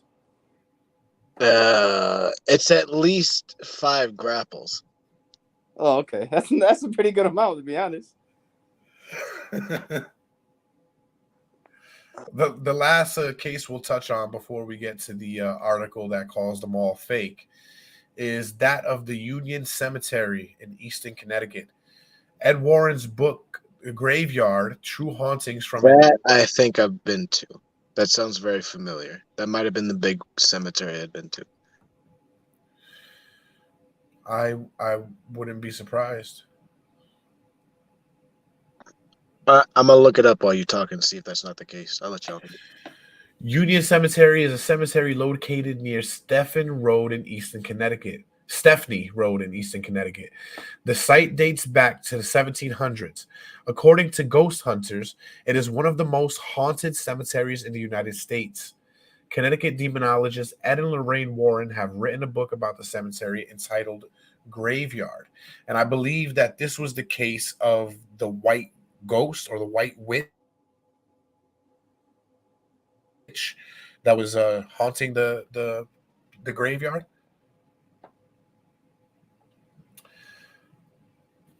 The Warrens were also responsible for training several self-described demonologists, including Dave Considine and their nephew, John Zaphagus. In 2017, Judith Penny claimed she had a 40-year-long sexual relationship with Ed, stating when she was stating it started when she was underage in 1963. Now, I read something about this, and it stated that she was living in the house with Ed and Lorraine Warren for many years, and Ed was having sexual relations with her since she was underage, and they pinned it off most of the time as she was either a runaway whom they decided to take in and help, and or a niece who they decided to take in and help. So she was in on it too. Yeah, she was in on it too. They just gonna make it seem like, oh, he's the pedophile. Like, nah, she was with it too. Right. Even if she didn't fuck this girl or have anything to do with maybe she was a cuckold. I doubt it, but that's she wouldn't be the cuckold. Well, you know what I mean. Maybe she was watching, but I doubt it. I just think she was aware of what was happening and let it all rock. Of Anything course to keep her man happy. After 40 years, they probably had a bunch of threesomes. Shit, are you kidding me? Maybe. I mean, they used Annabelle too, so it made it a foursome. That's the thing about those kinds of people who like study demonology. You're gonna get into all that other sexual shit sooner or later. Right. They were probably at Bohemian Grove once or twice. I doubt they ever got that important. They're not Alex Jones, right? Yeah, right. Real quick, I'm pretty sure it was Union Cemetery that I went to. The thing with the cemeteries is that it's illegal to go at night, obviously. So we went during the day, but even during the day, Union Cemetery, a lot of the gravestones, like they're very peculiar. Some of them, there's a lot of Masonic gravestones. I recall there being one that looked like it was struck by lightning and cracked in half. By the way, like, swear to God, like there's very interesting grave sites at that place. But it wasn't as creepy as the other place. And I think that's because the other place wasn't a proper cemetery. It was outside a house. But Union Cemetery is very interesting. I feel you, bro. I grew up right across the street from one of the biggest cemeteries in the Bronx, Norwood Cemetery. There's mad people buried there. Like there's people from the Titanic buried there. Fucking Celia Cruz and Big Pond, they're there. There's a plethora of people there. We played the Ouija board Big and Fun got everything to in be at least what, a quarter of the plots. there. All right, let's get back to this All right, affair real quick. R.I.P.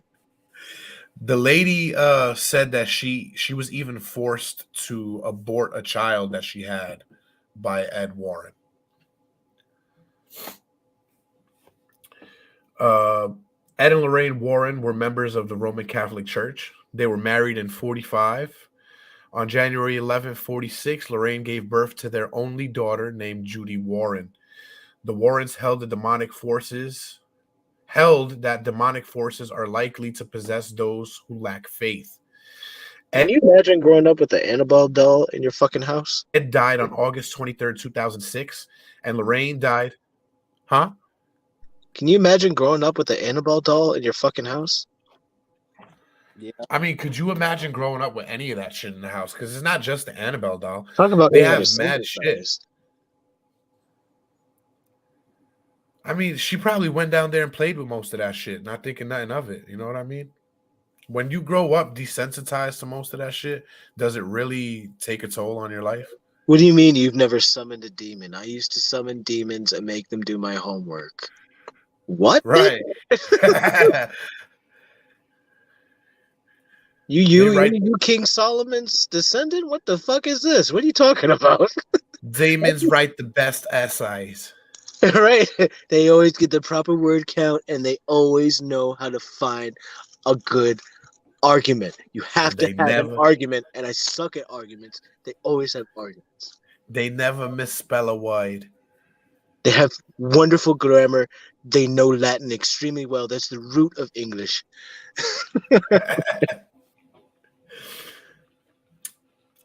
All right, here's some of the criticism here. It says, according to a 1997 interview with the Connecticut Post, Steve Novella and Perry DeAngelis investigated the Warrens for the New England Skeptical Society. What? There's a whole society that like lives their life based off of proving that they're liars. I mean, in New England, I believe it. Which is wild. They must do like rituals and shit. They're like, it's not real. Plan that shit. They found a couple to be pleasant people, but their claims of demons and ghosts to be at best as tellers of meaningless ghost stories, and at worst, dangerous frauds. They took the $13 tour and looked at all the evidence the Warrens had for the spirits and ghosts. They watched the videos and looked at the best evidence the Warrens had. Their conclusion was that it's all blarney. They found common errors with flash photography and nothing evil in the artifacts that the Warrens had collected. They have a ton of fish stories about evidence that got away. They're not doing good scientific investigation. They have a predetermined conclusion, which they adhere to literally and religiously, according to Novella. Lorraine Warren said that the problem with Perry and Steve is that they don't base anything on God.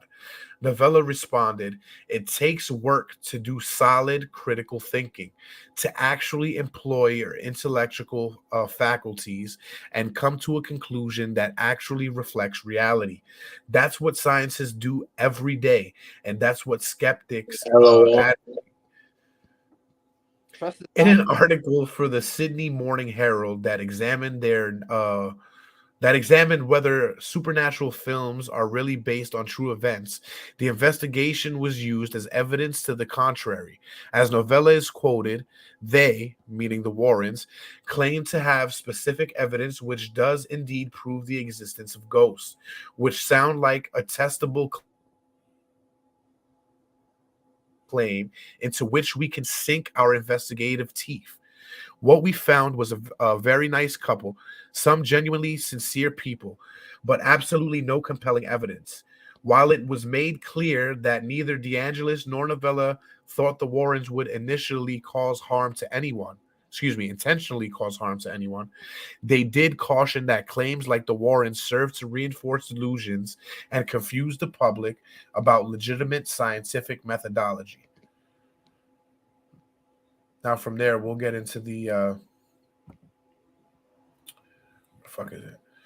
article written by thoughtcatalog.com. It says 10 times Ed and Lorraine Warren were outed as frauds. I go to Thought Catalog all the time. Right? It's the one with the asses. All right, where the fuck was I? Ed and Lorraine Warren are a fascinating couple, if you're into the macabre. The self-professed Catholics created the New England Society for Psychic Research in 1952 and spent their lives investigating paranormal phenomena.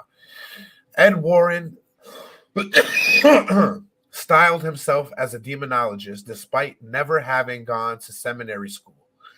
Lorraine Warren claimed she was a clairvoyant. Together, the couple became famous for their work with the Amityville Haunting and the subsequent best-selling novel and horror franchise based on the events. They also became famous for being grifters. Ed and Lorraine Warren claimed they investigated 10,000 paranormal cases in their lifetime. If they investigated one case per day, this would take them 27.3 years. That's without taking weekends off. As we can see from their books and in the Conjuring universe, some of these cases took days or even months to resolve. So they definitely number. What was that? So they definitely embellished the number. But isn't it? Didn't they say they were doing paranormal shit for like 40 years together? Yeah, for their whole fucking life, bro. And so maybe they probably could have did it. If they did it for like 40 years, they probably could have got to 10,000. I mean, it depends on what you classify as a case. Because do you get called by somebody that says, hey, I think I have a haunting, and you go and you take 5 minutes to investigate it and you debunk it, or it doesn't look good enough for you to actually make money off of, so you're like, fuck this. Do you still classify that as a full case? That's kind of what happened with the second Conjuring situation, though. Like, that's pretty much what their involvement was. But their involvement was like that in so many cases because they were so busy and popular. I feel like there's just a lot of cases where they really just kind of dipped their toes and they weren't actually involved. Might have been most of them. But that's the number they want to roll with. They want to roll with 10,000. Right? I mean, it is an impressive number. It is, and it's the only one in history to have gotten that fucking high for paranormal investigations. Ed also had a day job as a bus driver, and the couple had a child, and they wrote books, made media appearances, and operated an occult museum out of their home. How could they possibly have accomplished all of this? Most famous of all of their... they didn't have phones. Right. They didn't have cell phones. They had the fucking rotary shit. Or like TVs for a while, probably. Like people forget, like that's what you did with your free time back in the day. Right.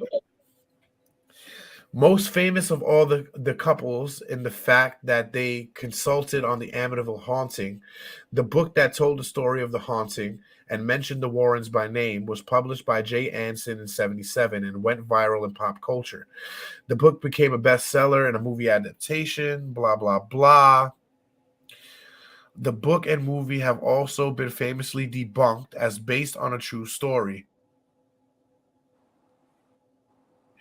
Here are a few concrete examples of confirmed factual errors in the book, according to Schnapps,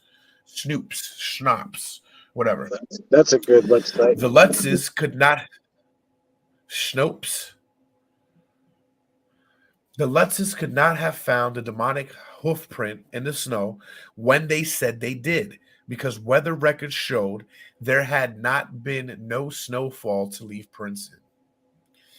Though the book details extensive damage to the home's doors and hardware, the original locks, doorknobs, and hinges were actually untouched.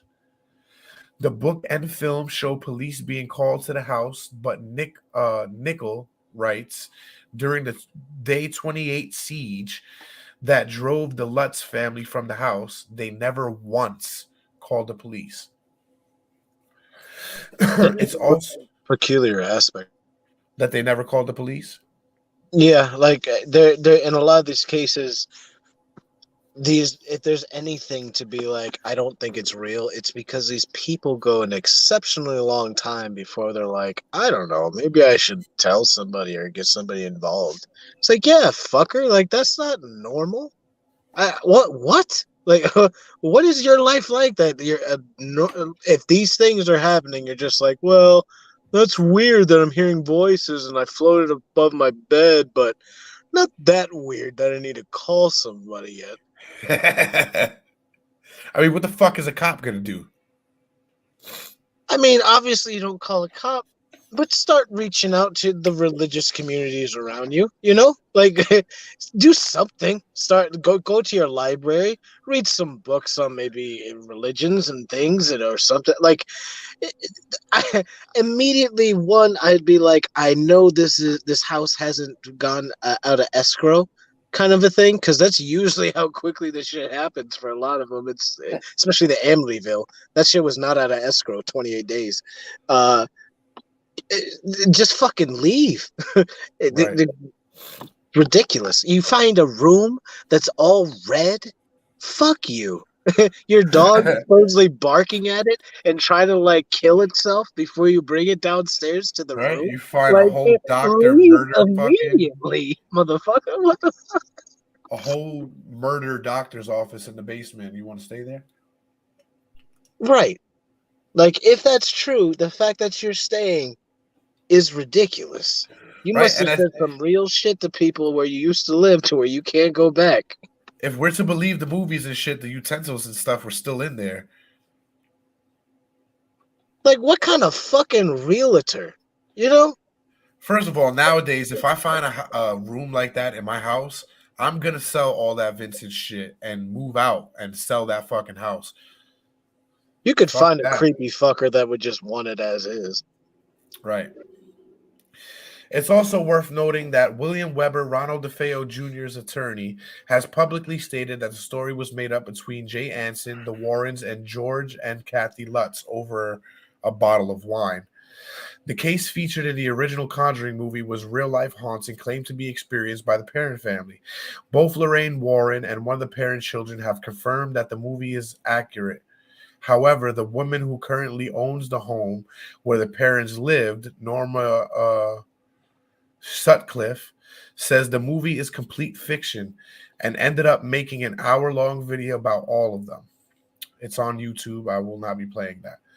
The second Conjuring movie is about the real-life Enfield hauntings.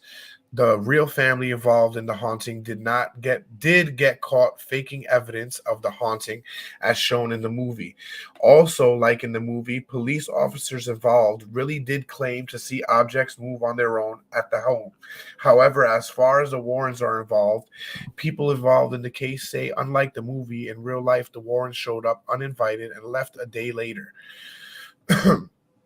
They also, now let me show you, let me see, hear those fucking Hey, yo, pictures. real quick, no bullshit. Ice Cube, Exhibit, Bone Thugs, and them was just doing a show here in Santa Maria, and a big ass fucking like Escalade limo just went by my street, and I'm pretty sure one of them groups was in that shit. Man, cool. Shout out to the Westmore tour. Is that what it is? I'm not sure, but it's unfortunate that it was today because I was gonna buy tickets, but I'm glad I didn't because my promotion would have prevented that. So look at these pictures. Now, you can tell that these pictures were being faked. This is just a little girl jumping on the fucking bed. You know what I mean? And the kids, look. They came out and stated that it was faked. Like, look at this. Is she really fucking floating in the air? No. Who the fuck believes that? Look at her feet just leaving the bed.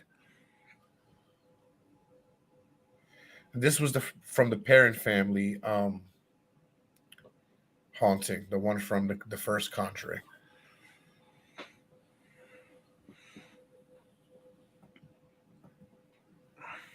That one room looks like a 70s fuck pad. It's their fucking kids' room too. It's crazy.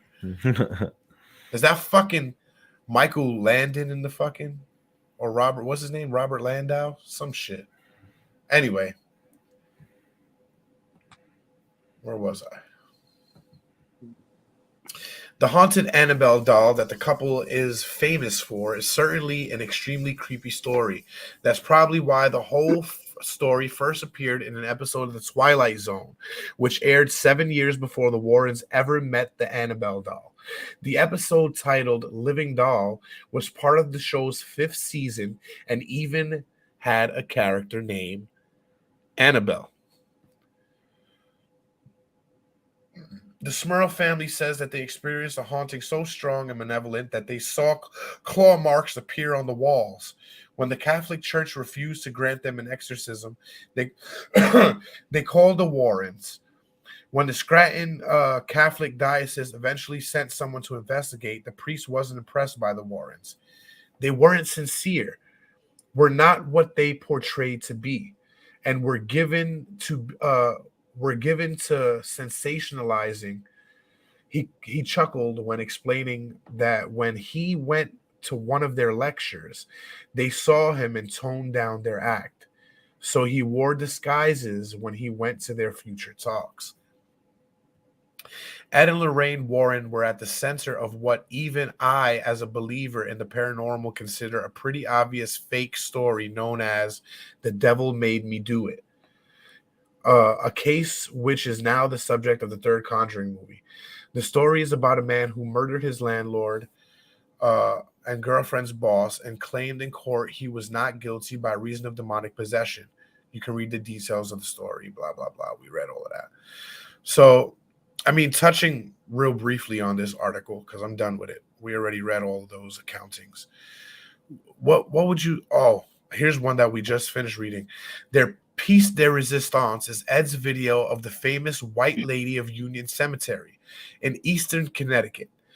We have only been able to view this tape in the Warrens' home because Ed refused to give it to us for analysis, a common theme in our investigation. The tape shows an apparent white human figure moving behind some tombstones. Like videos of UFOs, Bigfoot, and the Loch Ness Monster. However, the figure is at the perfect distance and resolution so that a provocative shape can be seen, but no details which would aid definitive identification. Ed Warren has not investigated the video with any scientific rigor and refuses to allow others to do so. Despite Ed's instance that he was engaged in scientific research, he continued to jealously hoard his alleged evidence rather than allow it to be critically analyzed as is necessary in genuine scientific endeavors. Now, I never seen this myself because I never went to that occult museum, but I would say it's fucking just as grainy as the first fucking Bigfoot photo. But reading all of this and obviously taking all of it with a grain of salt, what do you guys think about Ed and Lorraine Warren? Do you think they're fake, or they were really demonologists that were exorcising demons for these families? Dre, why don't we start with you tonight?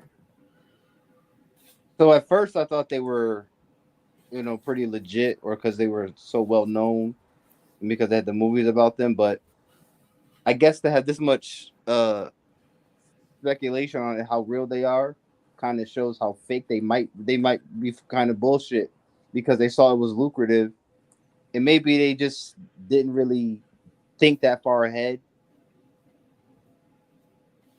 that they would ever get exposed like that, because they had this many people come out and say, "Oh no, it's bullshit. What they're doing is bullshit," because they know how real it is, so they can capitalize on that and get money from people. Right. Dar, what do you think? Well, they have, like you said, what, 10,000 cases? Apparently. So apparently, right. And it's hard to find a lot of details on those cases outside of anywhere, even like finding the books that they wrote for like doing so. So, I mean, I don't doubt, like, it could be like a mixture of both. Like, maybe they actually did help some people, but maybe they just also grifted their way along for a good chunk too. Kind of had a few moments of goodwill for PR and whatnot, but I don't know. I still feels like they definitely had a bit of a grift going.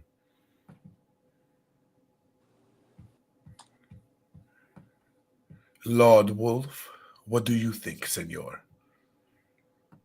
I think it's probably a mixture of them probably enjoying that life more so than normal life and having legitimacy to their name, but at some point or probably throughout their entire career, because they did almost 50 years. So there must I'm giving the benefit of the doubt that there's legitimacy throughout that time span. But it also would make sense that there may be periods that you have to kind of grift your way through.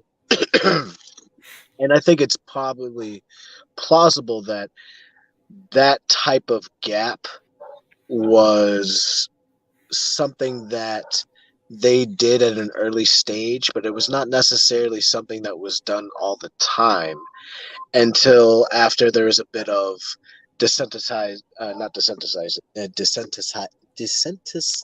I don't know what I'm trying to say there. Being desensitized, I got it. desensitized. God damn it, desensitized. Uh, anyway, fuck. Uh, at some point, they were not getting the cases, but they liked that life, and they were famous enough to where I imagine Ed got to a point where he was as much of a good grifter as he was an okay, I guess, actual like exorcism. I don't know what you would call him, investigator. And it got to a point where that they probably just did it in the moment, not thinking that those immediate instances would become fucking series of movies, you know? Because if you're just used to grifting to get by and just keep your name going and stuff like that, and They were have legitimate carnies, bro. movies, They were carnies. and kind of, I guess. Like, Yeah, I I would definitely say don't think they're all bullshit, but they definitely have some bullshit in what they were doing. he said they were carnies.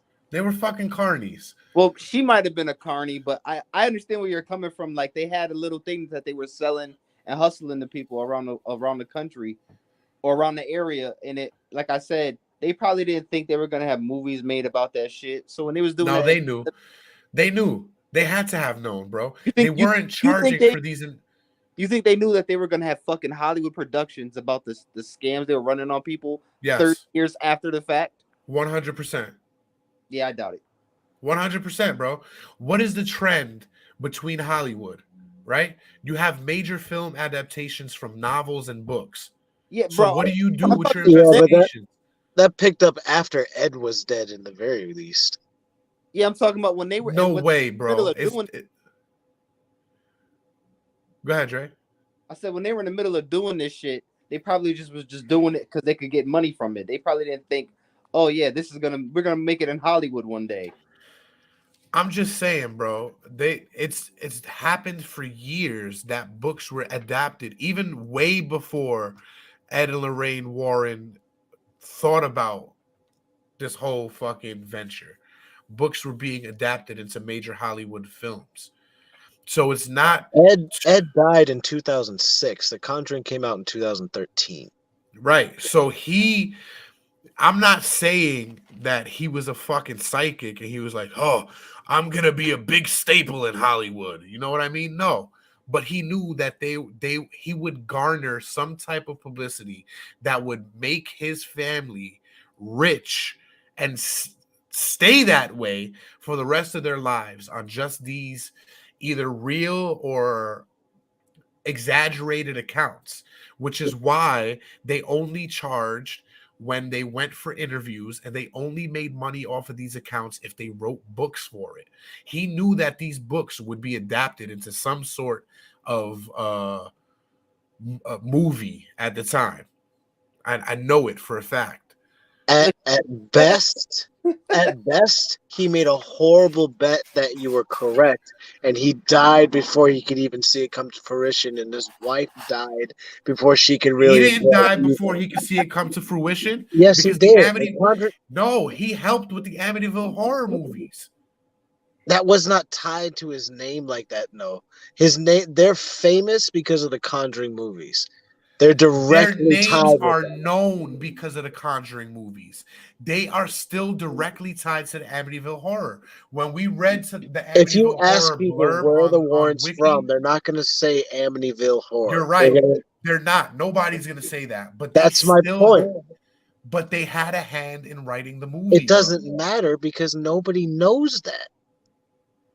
People don't associate Ed and Lorraine Warren with the Amityville horror, even if they should. They associate it with The Conjuring because those characters were involved in the film. They weren't really the focus of the Amityville horror. Bro, but in The Conjuring, they were the main people.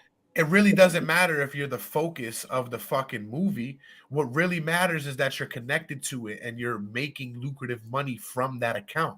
And that's exactly what happened. They're tied to the movies. They're tied to the writing of the movies. I'm gonna say you have an outer rim theory, personally, but hey, you hold your core worlds, bro. Right? This nigga said, "I know for a fact." Like, yeah, you could use on the phone with cuz, right? Yeah. He came to me in a dream. Came to me in a dream. Saw him at a wrestling convention. in Waterbury, Connecticut.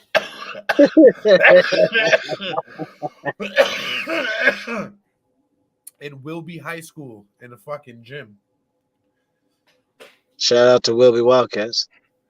Their football team's doing pretty good this year. Are they? Yeah. Good for them. Yeah. One thing that's not doing well is the Warrens' estate. They got zoning issues, and because of that, they're going to be rich and they're going to be fine, and they're not going to have to worry about anything. One thing they're having problems with is zoning issues. Yeah, they had to get rid of their. It's knocking on the door. They had to get rid of the museum in Connecticut, where it is now. I think they're moving a lot of the stuff around the United States and going on a carny tour, guys. Like I said, they're Rob Zombie.